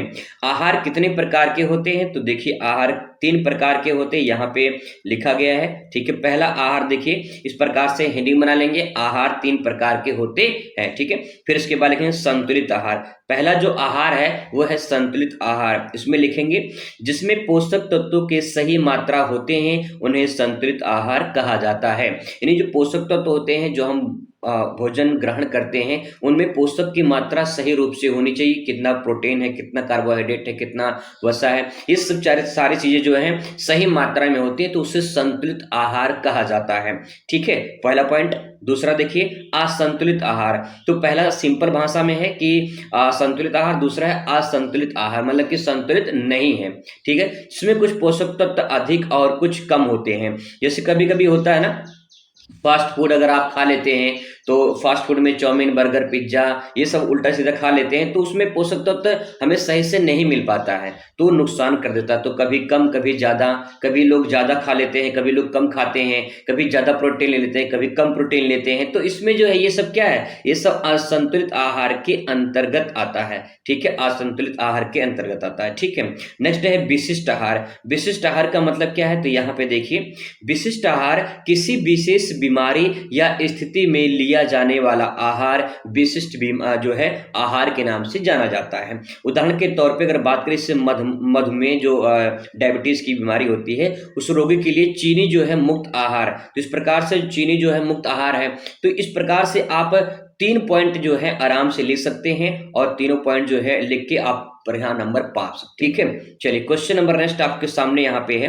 क्वेश्चन है बौनापन क्या है, ठीक है। बौनापन क्या है, जिसे नाटा अपनी भाषा में हम लोग कहते हैं, ठीक है। तो देखिए, बौनापन एक ऐसी स्थिति है जिसमें बच्चे की लंबाई उसकी उम्र के अनुसार कम रह जाती है, ठीक है। यानी आप जो है, आप मान लीजिए 20 साल के हो गए हैं और आपकी हाइट है 4 साल, मतलब 4 फुट है मान लीजिए, ठीक है, 3 फुट है मान लीजिए, तो कहीं न कहीं आपकी जो लंबाई है वो नहीं बढ़ी, तो इसे हम नाटा या बौनापन के नाम से जानते हैं, ठीक है। इसका कारण क्या होता है, कुपोषण या हार्मोन्स की कमी होती है, जिसके कारण इंसान बौनापन की श्रेणी में चला जाता है, ठीक है। आगे इसमें उदाहरण के तौर पे लिख सकते हैं कि एक 8 साल का बच्चा जिसकी लंबाई 4 साल के बच्चे की जितनी रह जाती है, तो उसे हम कह सकते हैं कि ये बौनापन है या नाटा कहते हैं, ठीक है। तो इस प्रकार से आप लिख सकते, ठीक है। चलिए क्वेश्चन नंबर नेक्स्ट आपके सामने यहाँ पे है।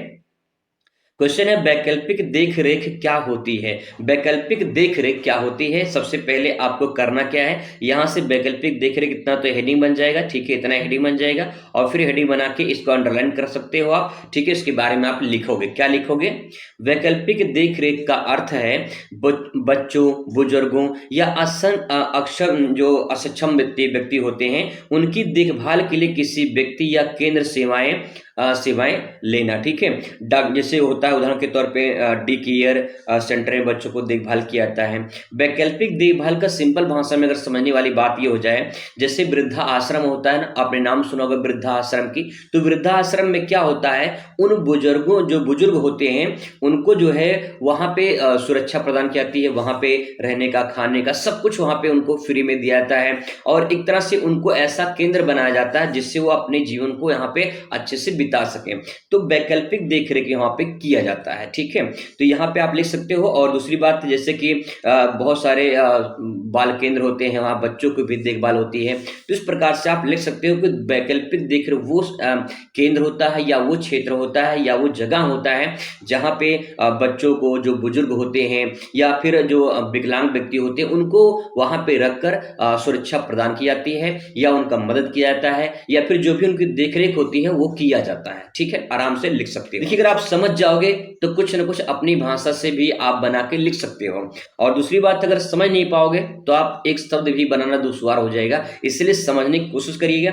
आप समझ जाओगे तो अपने मन से 2 लाइन और एक्स्ट्रा बढ़ा के लिख सकते हो, ठीक है।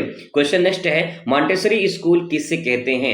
तो मॉन्टेसरी जो स्कूल है, इसमें आप पहले हेडिंग बना लेंगे और उसके बारे में लिखेंगे। मॉन्टेसरी स्कूल एक प्रकार का शिक्षण संस्थान होता है जहां बच्चों को स्वनिर्देशित और व्यवहारिक शिक्षा प्रदान करता है। अब इसका मतलब समझ में नहीं आया ना, तो आगे मैं आपको थोड़ा सा और समझाने की कोशिश करूंगा। यहाँ पे दूसरी तरीके से आप लिख सकते हैं, समझ सकते हैं। मॉन्टेसरी जो स्कूल होते हैं, ये इतावली शिक्षिका मारिया मॉन्टेसरी द्वारा विकसित की गई एक शिक्षा पद्धति पर आधारित है।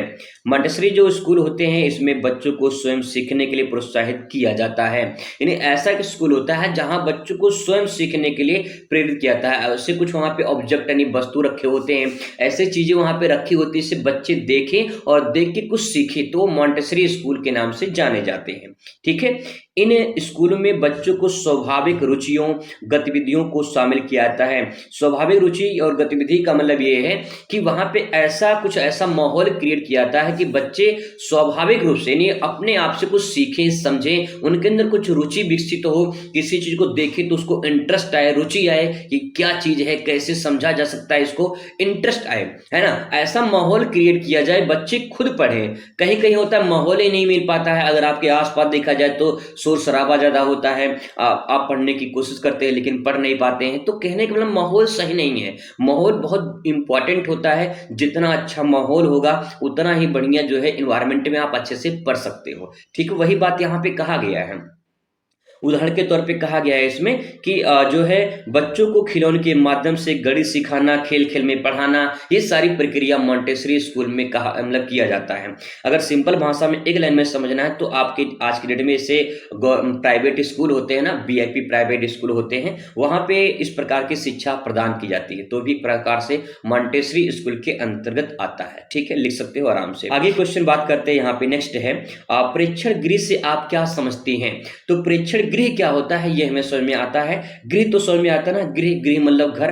अब प्रेक्षण क्या होता है ये हमें समझना है, तो आइए देखते हैं। प्रेक्षण गृह वे स्थान है, प्रेक्षण गृह क्या है? स्थान है। वे स्थान है जहां असहाय, अनाथ और अपराधी बच्चों को सुधार और देख रेख के लिए रखा जाता है। उदाहरण के तौर पे जैसे बाल सुधार गृह होता है। तो प्रेक्षण गृह का मतलब, गृह मतलब घर, प्रेक्षण का मतलब होता है जहां पे उनको देख रेख किया जाता है, जहां पे जो उनको प्रशिक्षण दिया जाता है। ये सारी चीजें शामिल होती है। जैसे जहां पे अनाथ बच्चे होते हैं, असहाय होते हैं, अपराधी बच्चे होते हैं। अपराधी मतलब बचपन में उनसे कोई गलती ऐसी हो जाती है जो वो नहीं करना चाहते लेकिन गलती हो जाती है, तो अपराधी बच्चों की श्रेणी में आते हैं। ये सारी प्रक्रिया जहां पे देखरेख होती है उसे प्रेक्षण गृह के नाम से जानते हैं। ठीक है, एक पॉइंट और थोड़ा सा यहाँ पे देख लेते हैं। अगर आपको ये परिभाषा समझ में नहीं आता है तो आप इसको भी लिख सकते हैं। यहाँ पे लिखा गया है कि प्रेक्षण गृह वह जगह होती है जहां बच्चे अस्थायी रूप से रहते हैं।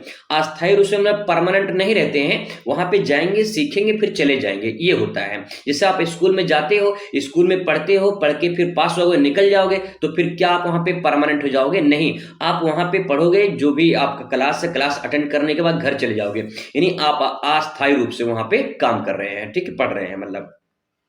यहाँ बच्चों की माता-पिता का पता लगाया जाता है और उनकी पारिवारिक जो पृष्ठभूमि होती है उसके बारे में जानकारी इकट्ठा की जाती है। कहने का मतलब ये है कि बहुत सारे ऐसे बच्चे खो जाते हैं, बहुत सारे लोग ऐसे खो जाते हैं, तो उनके लिए ऐसा ये प्रेक्षण गृह बनाया गया है, जैसे वहाँ पे लोगों को बताया जा सके, उनके बारे में पता लगाया जा सके, कौन है, कहाँ से आए हैं, ये सब सारी चीज़ें जो है प्रेक्षण गृह के अंतर्गत किया जाता है। ठीक है, चलिए क्वेश्चन नंबर नेक्स्ट बात करते हैं। शिशु देखभाल केंद्र क्या होते हैं? नाम से स्पष्ट है, जहां पे शिशुओं का देखभाल किया जाए उसे हम क्या कहेंगे?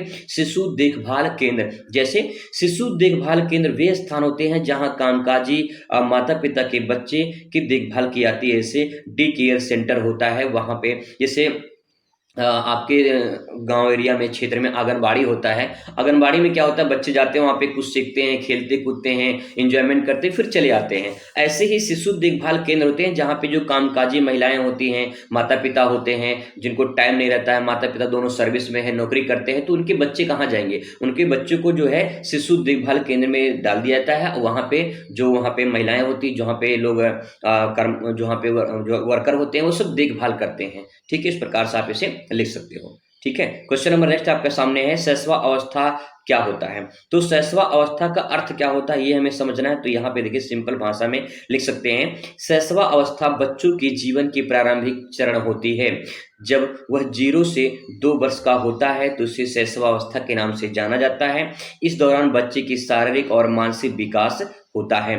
तो 0 से 2 वर्ष के बच्चे को शैशवा अवस्था के नाम से जानते हैं, जब वो शिशु होता है। ठीक है, जिसमें उसका शरीर और मानसिक रूप से विकास होता है। तो ये पॉइंट आप यहाँ पे लिख सकते हो। क्वेश्चन नंबर नेक्स्ट आपके सामने बहुत ही मोस्ट इंपॉर्टेंट क्वेश्चन है, आपके पेपर में जरूर देखने को मिलेगा। अतिथि चक्र के संबंधित जो है क्वेश्चन हर साल पूछे जाते हैं। अतिथि चक्र क्या है, इसके चरणों के जो है नाम है वो उल्लेख करना है। तो देखिए अतिथि चक्र क्या होता है। जो गेस्ट साइकिल होते हैं, जो आप घर में मेहमान आते हैं, कुछ ऐसे मेहमान होते हैं जो बिना बताए आते हैं, बिना किसी डेट के, बिना किसी तिथि के आते हैं। जब किसी तिथि के कोई मेहमान आए तो उसे अतिथि के नाम से जानते हैं। ठीक है, अतिथि का मतलब क्या होता है, जो जिसका कोई तिथि ना हो, जिसका कोई डेट ना हो, बिना तिथि के टपक पड़े घर पे, तो आपको लगता कि अरे यार कहाँ से आ गए, है ना, ऐसा होता है। तो अतिथि का मतलब कि जिसका कोई तिथि ना हो और उसके तिथि के चक्र के बारे में हमें बताना है। आइए समझते हैं। तो यहाँ पे देखिए अतिथि चक्र जो होता है, अतिथि के होटल में प्रवेश से लेकर विदाई तक की प्रक्रिया होती है। या हम घर पे जो मेहमान आते हैं उससे जब वो आएंगे फिर इसके बाद जाएंगे, तो आने जाने में क्या पूरी प्रोसेस होती है उसको पूरा साइकिल चक्र में बताना है। ठीक है, तो यहाँ पे देख पाएंगे सबसे पहले अतिथि का क्या होता है। अतिथि का होता है आगमन। ठीक है, वो आएंगे, ठीक है। जब वो आएंगे तो फिर उनके लिए यहाँ पे तो अगर मान लो होटल है तो वहाँ पे रजिस्ट्रेशन होता है। घर पे जब आएंगे तो सबसे पहले जब वो आएंगे तो आप पानी पूछेंगे, मामा क्या लेकर आए, मतलब मामा पानी पियेंगे, चाय पियेंगे, मामा के लिए लेकर आएंगे, है ना। तो यहाँ पे होटल की बात हो रही, तो पहले जब आएंगे तो उनका रजिस्ट्रेशन होगा, फिर उनके बाद स्टे नीड ठहराव के लिए व्यवस्था की जाएगी, कौन से कमरे में वो मेहमान ठहरेंगे, ठीक है। फिर इसके बाद जो है उनकी व्यवस्था कैसे की जाएगी, क्या खाने पीने की व्यवस्था होगी, ये सारी प्रक्रियाएं होती हैं। फिर जब प्रस्थान करेंगे, अच्छा मामा नमस्ते, अब चलिए जाएंगे, ठीक है। तो इस प्रकार से विदाई होगी उनकी। तो आने और जाने में क्या पूरी प्रक्रिया होती है, ये पॉइंट आप इसमें आप लिख सकते हैं। ये इसी को जो है आने और जाने की प्रक्रिया को अतिथि चक्र के नाम से जानते हैं, ठीक है, लिख सकते हैं आराम से। चलिए क्वेश्चन नंबर नेक्स्ट आपके सामने है, उपभोक्ता कौन होता है। उपभोक्ता कौन होता है ये समझना है, तो हेडिंग बन जाएगा आपका उपभोक्ता और उसके बारे में लिखेंगे। देखिए सिंपल भाषा में बता दूं, हम सब क्या है, उपभोक्ता है। उपभोक्ता वो होता है जो किसी वस्तु का उपभोग करता है, उपयोग करता है, उपभोक्ता होता है। जैसे देखिए उपभोक्ता वह व्यक्ति होता है जो वस्तु और सेवा का उपयोग करता है, उसे उपभोक्ता कहते हैं। जैसे उदाहरण लिख सकते हैं, जब आप फल खरीदते हैं तो आप फल के उपभोक्ता हैं, यानी जो वस्तु आप उपयोग किए हैं उसको क्या हो गए, उपभोक्ता हो गए, ठीक है। तो इस पॉइंट को आप यहाँ पे अच्छे से लिख सकते हो। नेक्स्ट क्वेश्चन आपके सामने है, उपभोक्ता की शिक्षा के 2 लाभ लिखिए। उपभोक्ता की शिक्षा के 2 लाभ लिखना है उपभोक्ता शिक्षा में। तो देखिए यहाँ से इतना हेडिंग बन जाएगा, ठीक है, लाभ तक, और फिर इसके बारे में पहला पॉइंट लिखेंगे, उपभोक्ता को अपने अधिकारों और कर्तव्यों की जानकारी मिलती है। जो वस्तु आप खरीदते हैं, जो वस्तु को उपयोग करते हैं, उसके बारे में जो है कुछ जानकारी आपको मिलती है कि वस्तु कैसी है, उसका उपयोग कैसे करना है, इसके बारे में जानकारी मिलती है। तो पहला लाभ हो जाएगा, उपभोक्ता जो होता है वो अपने अधिकारों और जो उसके कर्तव्य होते हैं उसकी जानकारी उसे मिलती है, पहला पॉइंट। दूसरा, ठगी और मिलावट से बचाव होता है। मतलब कि अगर आप कोई जानकारी है, आपको अपने अधिकार पता है कि कौन वस्तु की कीमत कितनी है, अगर आपको पता है तो आप ठगे नहीं जाओगे। लेकिन कभी कभी ऐसा होता है, आपको जैसे कपड़ा होता है ना, आप कपड़ा खरीदने गए हो, आप कपड़े खरीदने गए हो तो उसमें दाम नहीं लिखा रहता कपड़े में। तो आपको अगर मान लीजिए 1000 रुपये का कपड़ा है, ठीक है, और 2000 रुपये के दे दिया तो आप ठगे जाओगे। लेकिन बहुत सारी ऐसी महिलाएं होती हैं जो 1000 रुपये कपड़ा होता है ना, तो उसको भी कुछ ना कुछ कम करा लेती हैं, ठीक है। तो ये अच्छी बात है कम कराना, और कम कराने का आपका हक बनता है, क्योंकि जो वस्तु उस पर दाम लिखी रहती है वो फिक्स नहीं होता है। तो ठगी और मिलावट से आप बच सकते हो, ठीक है। तो आप इसमें 2 पॉइंट लिख सकते हो। नेक्स्ट क्वेश्चन आपके सामने है, विकास संचार को स्पष्ट रूप से समझाइए। विकास संचार क्या होता है, तो सबसे पहले यहाँ पे आप हेडिंग डालेंगे विकास संचार, उसके बारे में लिखेंगे। विकास संचार का अर्थ है समाज में सुधार लाने वाली सूचना और ज्ञान का प्रसार करना। विकास संचार का मतलब ये है कि कोई ऐसी सूचना हो, कोई ऐसा आपके पास ज्ञान हो जिससे लोगों का विकास हो, समाज का विकास हो, आपका विकास हो। तो इस प्रकार से जो संचार, जो कम्युनिकेशन होती है, जो ज्ञान होती है, वो इंसान के विकास को प्रसार करती है, ठीक है। उदाहरण के तौर पे लिख सकते हैं इसमें कि ग्रामीण क्षेत्र में स्वच्छता अभियान जो है, ये भी एक तरह से क्या है, एक तरह से संचार है जो लोग तो पहुंचता है और स्वच्छता बनाए रखने के प्रेरित करता है, ठीक है। चलिए क्वेश्चन नंबर नेक्स्ट देखते हैं, आपके सामने है, कार्य के 2 उद्देश्य बताइए। तो कार्य के 2 उद्देश्य हैं, यानी काम, यानी जो आप वर्क करते हो, लोग काम क्यों करते हैं, क्योंकि काम करने के बाद उनको आय प्राप्ति होती है, ठीक है। तो आय अर्जित करना, इसलिए काम करते हैं लोग। आप काम क्यों करते हो, क्योंकि आपको आय प्राप्त होगी।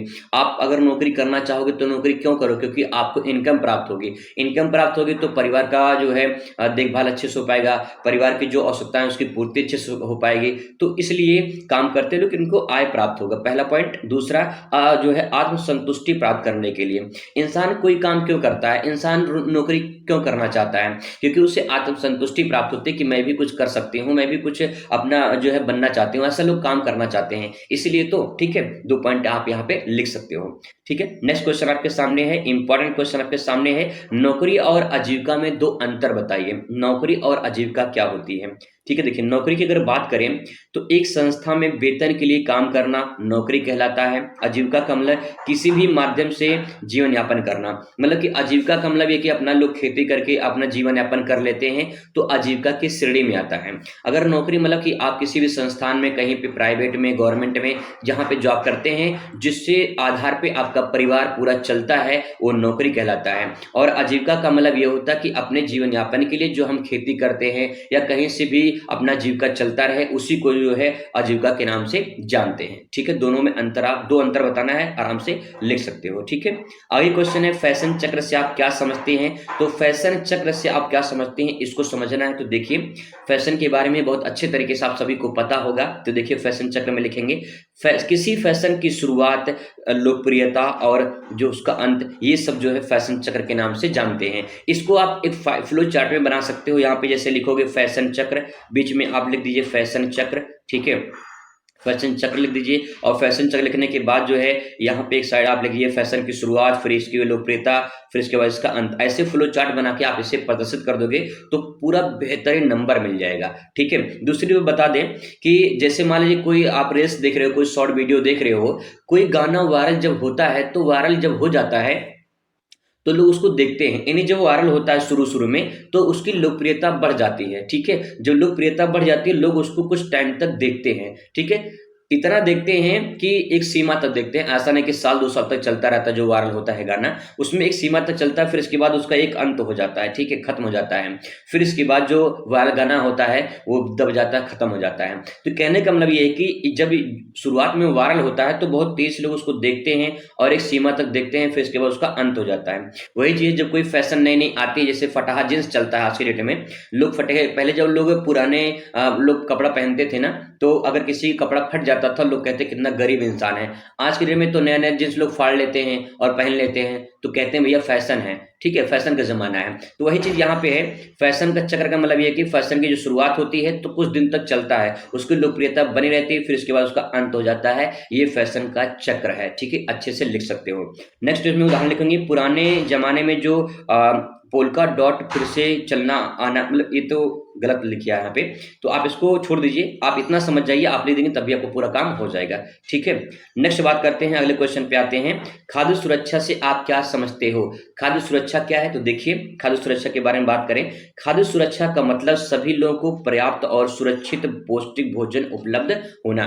खाद्य सुरक्षा का मतलब क्या है, यानी जैसे आप खाना बनाए हो, आपका खाना बच गया है, तो लोग क्या करते हैं, फ्रिज में रख देते हैं। जब फ्रिज में रखोगे तो खाद्य का सुरक्षा होगा या असुरक्षा होगा? आपका जवाब होगा खाद्य का सुरक्षा होगा, यानी आपका जो भोजन है उसको सुरक्षित बचा जा सके, इसलिए लोग फ्रिज में रख देते हैं। तो वही बात यहाँ पे कहा गया है। और दूसरी बात यह है कि जब लोगों को पर्याप्त मिले और सुरक्षित भोजन मिले तो उसे जो है उसे खाद्य सुरक्षा के नाम से जानते हैं। खाद्य सुरक्षा को इस प्रकार से भी ले सकते हैं, खाद्य सुरक्षा का अर्थ सभी लोगों को पर्याप्त और सुरक्षित और पौष्टिक भोजन मिल सके। खाद्य सुरक्षा सुनिश्चित करने के लिए ये जो है प्रक्रिया अपनाई जाती है। तो इस प्रकार से आप इसे लिख सकते हो। ठीक है, तो यहाँ पे आप इस प्रकार से देख सकते हैं। क्वेश्चन नंबर नेक्स्ट आते हैं आपके सामने, जनसंपर्क के सिद्धांत क्या है? जनसंपर्क की अगर सिद्धांत की बात करें तो यहाँ पे देखिए, पहला है इन लोगों से संपर्क कैसे होगा। जन मतलब लोग, संपर्क, लोगों से संपर्क कैसे होगा। ठीक है, आज के दिन में सोशल मीडिया से लोग अपने आप में जुड़े रहते हैं, मोबाइल फोन से जुड़े रहते हैं, एक दूसरे से संपर्क बनाए हुए हैं। तो यहाँ पे संपर्क कैसे सिद्धांत क्या है, तो पारदर्शिता बनाए रखना। जनसंपर्क सिद्धांत में पारदर्शिता बनाए रखना यहाँ पर सिद्धांत हो जाएगा। ठीक है, नेक्स्ट है संबंधों का निर्माण। संबंधों का निर्माण का मतलब यह कि जब एक दूसरे से लोग मिलेंगे तो संबंध स्थापित होगा और वहां पे संबंध का निर्माण होगा। ठीक है, रिलेशनशिप बनेगा। नेक्स्ट प्रभावी संवाद। प्रभावी संवाद का मतलब ये कि अगर आप खड़े होकर मंच पर अच्छे से स्पीच दे रहे हैं, संवाद कर रहे हैं, बोल रहे हैं, तो लोग आपको समझेंगे, जानेंगे क्या बंदे के अंदर आवाज है, क्या बोलता है भाई, है ना। मतलब समझ जाओ कि अगर आपके स्टेज पे खड़े होकर बोलने की चाहत है और आप बुलंद आवाज में बोलते हो, अच्छे से माइक पे बोलते हो, तो समझे कि प्रभावी संवाद होगा, नहीं लोग आपसे जुड़ना पसंद करेंगे। ठीक है, जो इंसान जैसा रहता है वैसे लोग उससे जुड़ते हैं। क्वेश्चन नंबर 18 आपके सामने यहाँ पे कि नौकरी से क्या अभिप्राय है, नौकरी किसे कहते हैं? तो आइए समझते हैं नौकरी किसे कहते हैं? नौकरी वह कार्य है जिसे करने के लिए वेतन मिलता है। आप चाहे प्राइवेट में करो या गवर्नमेंट में करो, ठीक है, आपको उससे क्या मिलता है? वेतन मिलता है, जिससे आपकी आवश्यकताओं की पूर्ति होती है। ठीक है, आगे बात कर लेते हैं थोड़ा सा। नौकरी का मतलब किसी व्यक्ति या संगठन के लिए काम करना और बदले में वेतन पाना। आप काम करोगे तो वेतन मिलेगा, चाहे आप सरकारी में करो या प्राइवेट में जॉब करो। ठीक है, वेतन पाना। नौकरी में कर्मचारी के तय समय पर काम करना होता है और नियोक्ता उसे वेतन देता है। नियोक्ता का मतलब जो कंपनी का ऑनर है, जो मालिक है, या फिर सरकार में, सरकारी सेक्टर में आप हैं तो वहां पे सरकारी की तरफ से जो वेतन मिलता है। तो जितना आप काम करते हैं, जैसे काम करते हैं, जैसे आपकी जॉब होती है, उसी प्रकार से आपकी सैलरी होती है और उसमें समय निर्धारित होता है कि आपको जो है इतना काम करना है, इतने घंटे काम करने ही, इतना आपको वेतन मिलता है। ठीक है, 40,000, 50,000, लाख रुपए तक, जैसा जिसका जॉब होता है। इस प्रकार से नौकरी को परिभाषित कर सकते हैं। ठीक है, क्वेश्चन नंबर नेक्स्ट आपके सामने यहाँ पे है, उद्यमिता किसे कहते हैं? सिंपल भाषा में आपको बताऊं तो उद्यम मतलब वो होता है कि जो लाभ और हानि का जोखिम उठाता है। सिंपल भाषा में कहें तो आप मान लीजिए एक दुकान खोल रखे हो, ठीक है, ब्यूटिशियन का मान लीजिए, तो आप अगर उसमें कोई घाटा होता तो कौन सहन करेगा? आप सहन करोगे। अगर कोई लाभ होता है तो कौन लाभ पाएगा? आप पाओगे। इसका मतलब होता है कि जो लाभ और हानि का जोखिम उठाते हैं उन्हें उद्यमिता के नाम से जाना जाता है। ठीक है, देखिए उद्यमिता का मतलब व्यवसाय शुरू करने की कला होनी चाहिए। आपके अंदर कोई भी कला जैसे है, तो आप बिजनेस करना चाहते हैं, आपको लगता है कि आप मार्केटिंग में अच्छा अपना काम कर सकते हो, तो आप व्यवसाय कर सकते हो। तो व्यवसाय जब करेंगे तो व्यवसाय करने की जो प्रक्रिया होती है, जिन्हें हम उद्यम के नाम से जानते हैं, तो यहाँ पे उदाहरण के तौर पे कह सकते हैं कि एक व्यक्ति अपनी दुकान शुरू करता है तो उसे हम क्या कहते हैं? उद्यम कहते हैं, क्योंकि लाभ और हानि का जोखिम कौन उठाता है? उद्यम। तो जो व्यक्ति होता है उसी को उद्यम या उद्यमिता के नाम से जानते हैं। आगे देखिए, उद्यमिता में जोखिम उठाने की जरूरत होती है। अगर कोई उसमें घाटा होता है तो आपको उसमें घाटा सहने की जो है क्षमता होनी चाहिए। फायदा होता है तो भाई अच्छी बात है। ठीक है, उद्यमिता में अनिश्चितता का प्रबंधन करना होता है। अनिश्चितता मतलब ये होता है कि कोई निश्चित नहीं है, आपको लंबे समय के लिए अपने टाइम को बना के रखना है, अपने बिजनेस को बना के रखना है। कोई एक दिन में दुकान खोल के करोड़पति लखपति नहीं बन जाता है, उसके लिए टाइम देना पड़ता है। साल, 2 साल, 5 साल लग जाते हैं, 10 साल लग जाते हैं, तब जाके वो कहीं प्रोग्रेस के जो है श्रेणी में आता है। तो इसीलिए आपको उस पर टाइम देना है और एक ऐसा मैनेजमेंट बनाना है, प्रबंधन करना है, जिससे आपका जो बिजनेस है, जो व्यवसाय है, वो अच्छे से प्रगति करे। ठीक है, नेक्स्ट है, उद्यमिता में अवसरों को पहचानना होता है। अवसरों को पहचानने का मतलब ये होता है कि मार्केट में कौन कौन से अवसर चल रहे हैं, मार्केट में कौन कौन सा फैशन चल रहा है, मार्केट में बाजार में क्या क्या डिमांड बढ़ रही है, क्या क्या लोग मतलब कि जो है डिमांड कर रहे हैं। तो इन सब की अवसरों को पहचान करना और उसी से संबंधित अपने व्यवसाय को चलाना या फिर उनसे संबंधित अपने दुकान पे वस्तु को रखना। तो इस प्रकार के जो है वस्तु अगर आप रखते हैं तो जाहिर सी बात कहीं न कहीं आपका बिजनेस आगे बढ़ेगा। ठीक है, अगर आप कहीं न कहीं ओल्ड सामान रख लेंगे जो प्रचलन में नहीं है, तो हो सकता है कि आपका बिजनेस बंद हो जाए, ना चल पाए। तो इसीलिए अवसरों को पहचानना है, जब भी अवसर मिले तो उसका फायदा उठाना चाहिए। ठीक है, नेक्स्ट है, उद्यमिता में साधन जुटाने होते हैं। भाई देखिए सिंपल सी बात ये, अगर आप दुकान खोल रखे हो तो आपको अपने साधन जुटाने होंगे। ठीक है, अपने साधन खुद जुटाना होता है और उसी के आधार पे अपना काम करना होता है। ठीक है, तो आई होप समझ में आया होगा। ठीक है, क्वेश्चन नंबर यहाँ पे एक पॉइंट और देख लेते हैं। उद्यमिता में मूल्य बनाना होता है। आप जो वस्तु खरीद के लेकर आते हैं होलसेलर में, उसमें आप कितना प्राइस लगाते हैं, कितना आपका टैक्स वगैरह लगा है, कितना आपका उसमें भाड़ा वगैरह लगा है, सब पूरा जोड़ के जो है आप अपना मूल्य तय कर लेते हैं। ठीक है, इस प्रकार से। तो तय कौन करता है? उद्यमिता करता है। ठीक है, चलिए क्वेश्चन नंबर आपके सामने है 20, जन स्वास्थ्य पोषण किसे कहते हैं? जन स्वास्थ्य पोषण की बात करें तो जन मतलब लोग होता है, लोगों के स्वास्थ्य के बारे में बात हो रही है और कैसा पोषण उनको मिलना चाहिए उससे संबंधित प्रश्न पूछा जा रहा है। तो देखिए, जन स्वास्थ्य पोषण का अर्थ होता है समुदाय के स्तर पर पोषण संबंधी समस्याओं का समाधान करना। मतलब ये है कि जो समुदाय हैं, जो जिस कैटेगरी में आते हैं, जो समुदाय हैं, वो समुदाय जो उनके स्तर का पोषण है उसकी जो समस्याएं हैं उसका समाधान करना। जैसे मिड डे मील स्कूल में योजना चलाई जाती है, ये भी जन स्वास्थ्य पोषण मतलब बच्चों के स्वास्थ्य के हित के लिए जो है भोजन वहाँ पे उपलब्ध कराए जाते हैं। और हर दिन मतलब कि जो है हर दिन आपको अलग-अलग भोजन वहाँ पे प्राइमरी स्कूल में देखने को मिलते हैं। तो इस प्रकार से उनके हिसाब से जो भोजन जो उनके स्तर से जो पोषण दिया जाता है वो जन स्वास्थ्य पोषण के नाम से जाना जाता है। जैसे एक रोगी है तो रोगी को अलग पोषण दिया जाता है, एक स्वस्थ व्यक्ति है उसको अलग पोषण दिया जाता है, एक बच्चे होते हैं, छोटे-छोटे बच्चे होते हैं जैसे प्राइमरी में मिड डे मील मिलता है तो उसमें अलग अपना उनका पोषण होता है। तो इस प्रकार से जो प्रक्रिया होती है उसे जन स्वास्थ्य पोषण के नाम से जाना जाता है। ठीक है। क्वेश्चन नेक्स्ट आपके सामने है, होटल और रेस्टोरेंट में क्या अंतर है? होटल और रेस्टोरेंट में, तो इसको मैं पिछली वीडियो में बता चुका हूँ लेकिन मैं फिर से थोड़ा सा हल्का सा बता दे रहा हूँ, एक हिंट दे रहा हूँ आपको। होटल का मतलब होता है ठहरने और खाने की व्यवस्था होती है। आप होटल में जाओगे तो वहाँ पे ठहरने की व्यवस्था होती है, आप रुकना चाहते हैं रुक सकते हैं, भोजन पानी की व्यवस्था होती है। रेस्टोरेंट क्या होता है, केवल आपको खाने की सुविधा देता है। आप जाओगे रेस्टोरेंट में, ठीक है, वहाँ पे नाश्ता पानी करेंगे, भोजन करेंगे और उसके बाद जो है आप वहाँ से चले आएंगे। लेकिन होटल में आपको रखने जो है मतलब कि रहने की व्यवस्था आपको वहाँ पे मिल जाती है। ठीक है। चलिए नेक्स्ट बात करते हैं, क्वेश्चन नंबर 22 है, नैदानिक पोषण से आप क्या समझते हैं? नैदानिक पोषण की बात करें तो यहाँ पे देखिए नैदानिक पोषण का मतलब बीमारी के आधार पर जो है विशेष जो आहार दिया जाता है उसे नैदानिक पोषण के नाम से जाना जाता है। उदाहरण के तौर पे एक किडनी के रोगी के लिए कम प्रोटीन आहार देना ये नैदानिक पोषण के अंतर्गत आता है। नैदानिक पोषण मतलब कि जो हर दिन आपको पोषण जो रोगी को पोषण दिया जाता है वो नैदानिक पोषण के नाम से जाना जाता है। ठीक है। क्वेश्चन नंबर आपके सामने है 23, परिधान रचना में कला के किन तत्वों का प्रयोग होता है? परिधान रचना में कला के किन तत्वों का प्रयोग होता है? तो देखिए जब परिधान यानी वस्त्र का निर्माण किया जाता है तो उसमें रंग का सबसे बड़ा इम्पोर्टेंट होता है, क्योंकि जब वस्त्र निर्माण किए जाते हैं तो उसमें कौन से कलर का वस्त्र बनानी है वो सब पहले तय कर लिया जाता है। ठीक है। तो इसमें रंग सबसे इम्पोर्टेंट होता है क्योंकि लोगों को कलर आकर्षित करता है।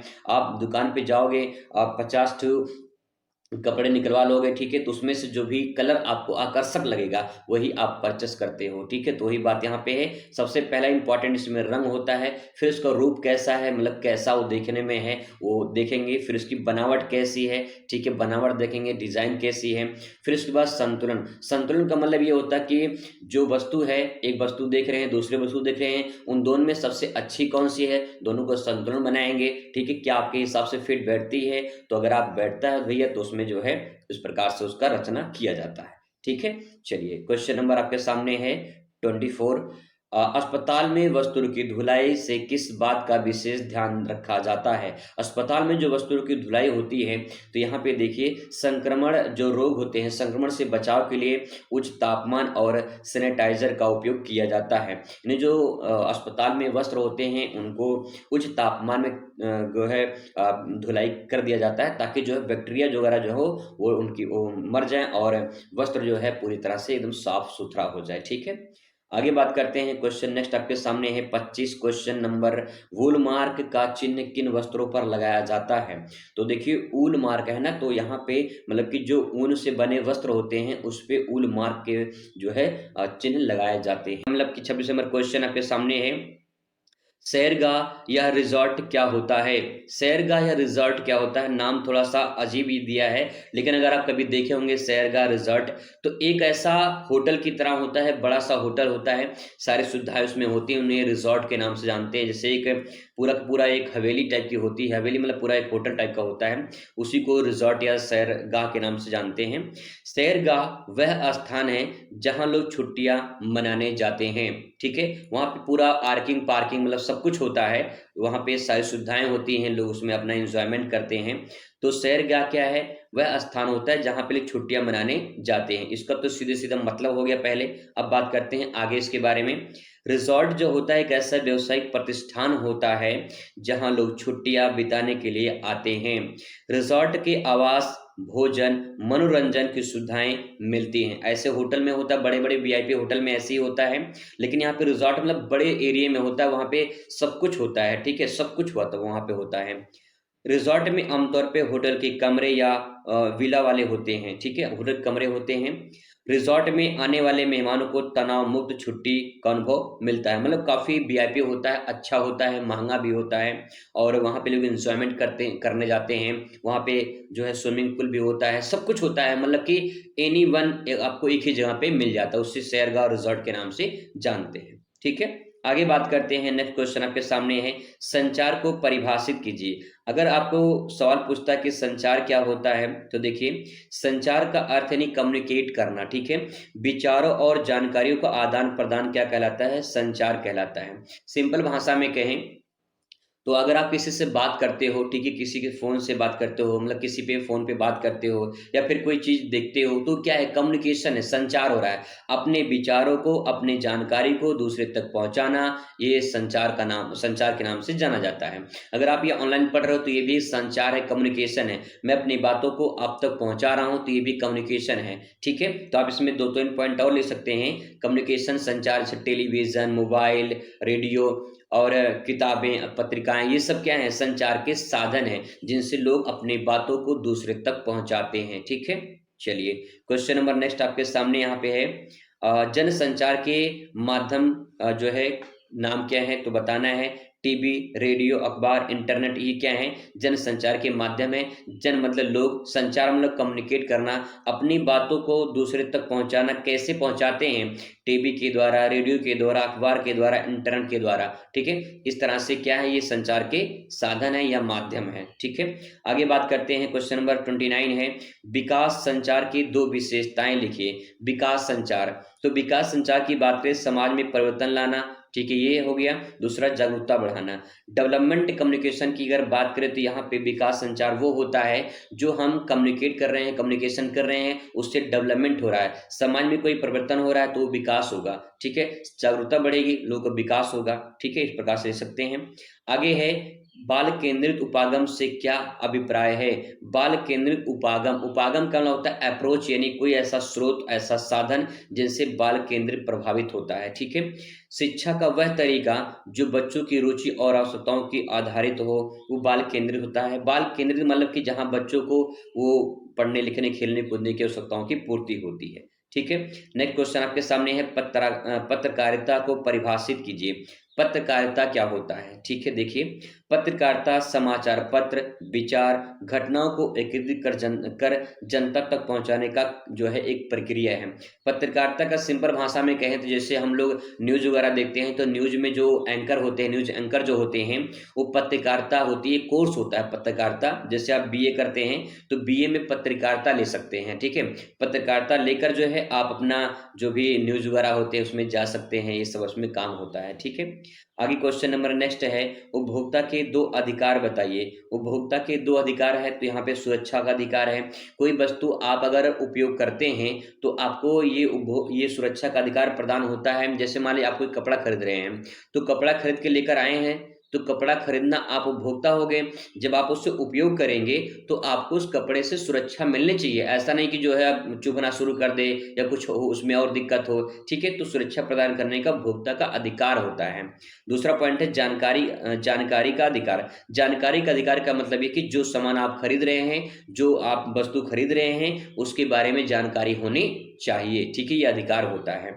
नहीं अधिकार है तो आप दुकानदार से पूछ सकते हैं कि इसकी क्या खासियत है या फिर क्या इसकी बुराइयां हैं। उसे बुराइयां कोई बताता नहीं है, लेकिन अच्छाइयां तो जरूर बताएंगे, ठीक है। नेक्स्ट है, संतुलित आहार किसे कहते हैं? संतुलित आहार की बात करें, संतुलित आहार वो है जिसमें सभी पोषक तत्व तो सही मात्रा में मौजूद होते हैं। संतुलित आहार का मतलब जो आप भोजन कर रहे हैं, पौष्टिक आहार ले रहे हैं, उसमें पोषक तत्व की मात्रा होनी चाहिए। पोषक तत्व है तो वो संतुलित आहार माना जाता है।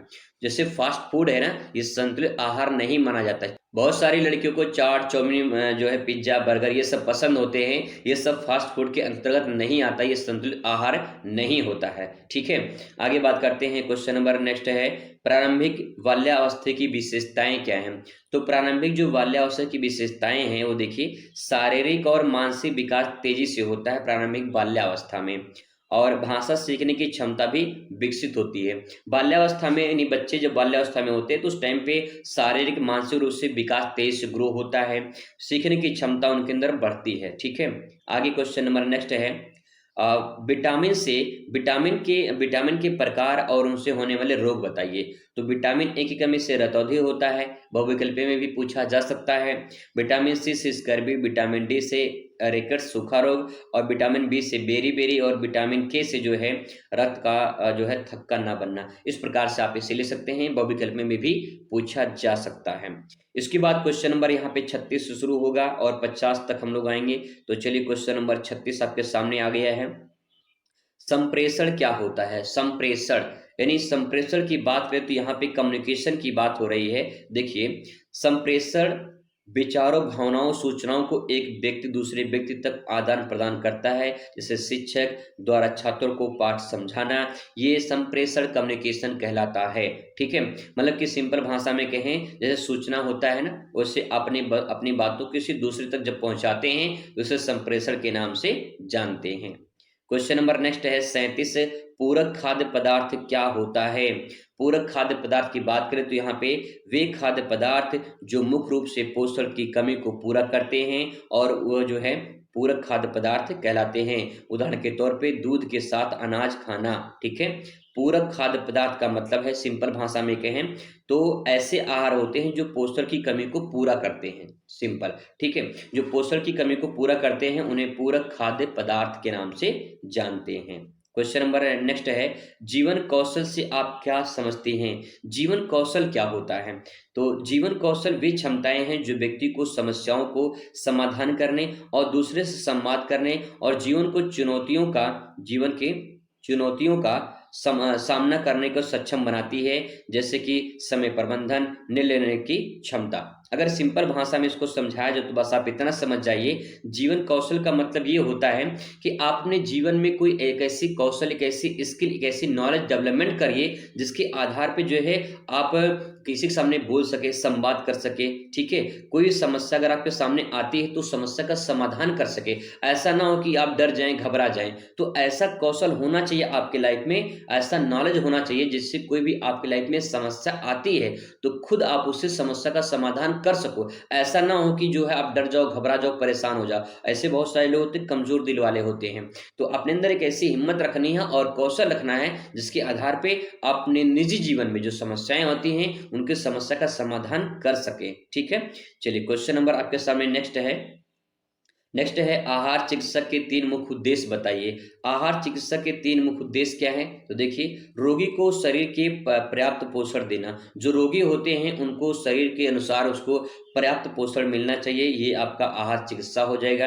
आहार चिकित्सा का मतलब जो डॉक्टर ने सलाह दिया है उनको आहार देना चाहिए। रोगों से उबरने की मदद करने के लिए आहार चिकित्सा दिया जाता है।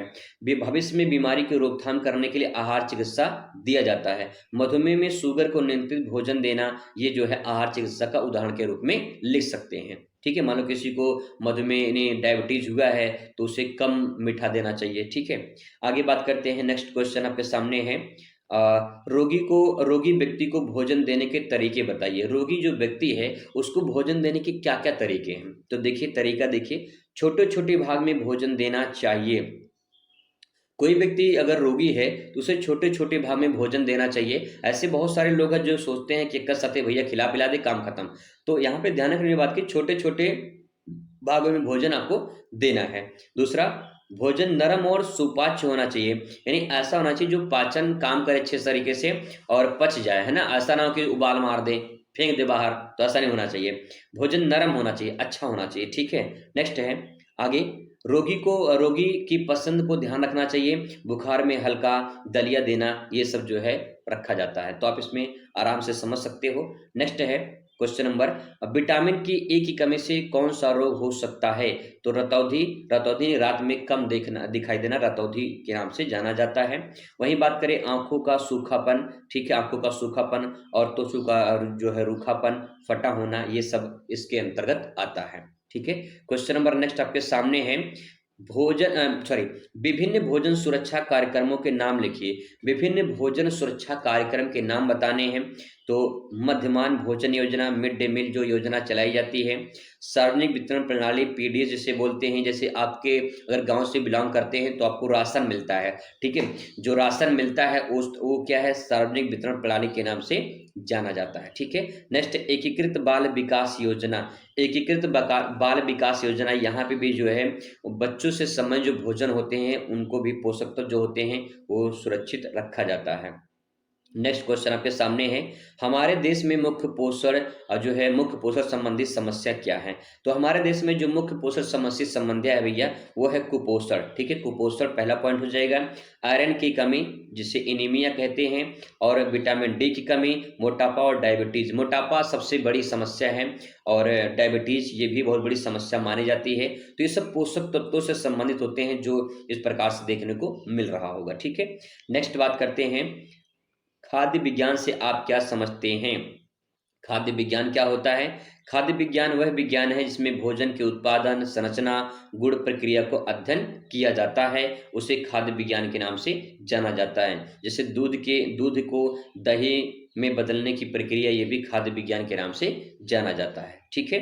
नेक्स्ट क्वेश्चन 45 आपके सामने है, खाद्य प्रौद्योगिकी से आपका क्या आशय है। अगर बात करें खाद्य प्रौद्योगिकी क्या होता है, तो देखिए खाद्य प्रौद्योगिकी भोजन को संरक्षित करने, संसाधित और पैक करने की तकनीकी शामिल होती है। प्रौद्योगिकी ने टेक्नोलॉजी भोजन को किस प्रकार से सुरक्षा प्रदान करनी है, संसाधित करनी है, मतलब कि संशोधित करना है, यहाँ पे उसको कैसे वेरीफाई करना है, पैकिंग कैसे करनी है, ये सारी प्रक्रिया इसमें शामिल होती है। उदाहरण के तौर पे बात करें तो टेट्रा पैक में दूध के लंबे समय तक सुरक्षित रखना, ये भी एक तरह से खाद्य प्रौद्योगिकी के अंतर्गत आता है, ठीक है। चलिए नेक्स्ट है, सेल्फ कॉल से क्या आशय है। सेल्फ कॉल की अगर बात करें तो सेल्फ कॉल मतलब सेल्फ कॉल खुद फोन करना नहीं है भैया, यहाँ पे बात करें सेल्फ कॉल का मतलब जो है किसी खाद्य वस्तु को लंबे समय तक बिना जो है खराब हुए स्टोर रखना, जो है सेल्फ कॉल के नाम से जाना जाता है। इसे डिब्बा बंद खाद्य पदार्थ या फ्रिज में जो आप सामान रखते हैं वो जो है आप तरह से सुरक्षित रखते हैं उसको, ठीक है।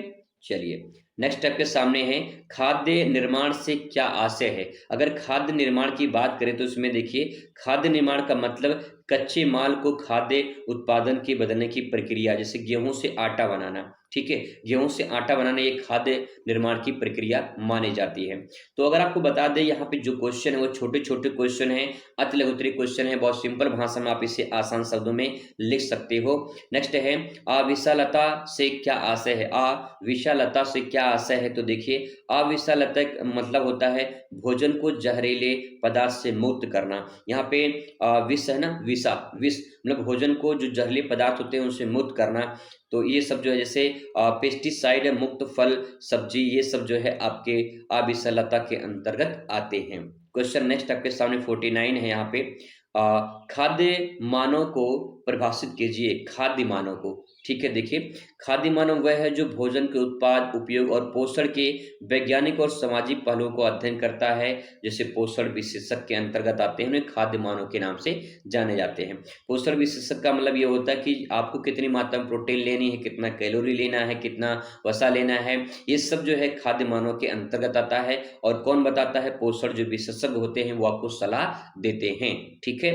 क्वेश्चन नंबर लास्ट आपके सामने है, 50 नंबर क्वेश्चन आपके सामने आ चुका है कि क्वेश्चन कह रहा है यहाँ पे कि खाद्य पदार्थों के संदर्भ में संदूषण का क्या आशय है। खाद्य पदार्थों के संदर्भ में संदूषण का क्या आशय है, तो देखिए भोजन में हानिकारक पदार्थों को मिल जाना संदूषण कहलाता है। सिंपल भाषा में कहें जो कि फलों में कीटनाशक जो छिड़काव होते हैं वो भी एक तरह से संदूषण की समस्या संदूषण कहलाता है।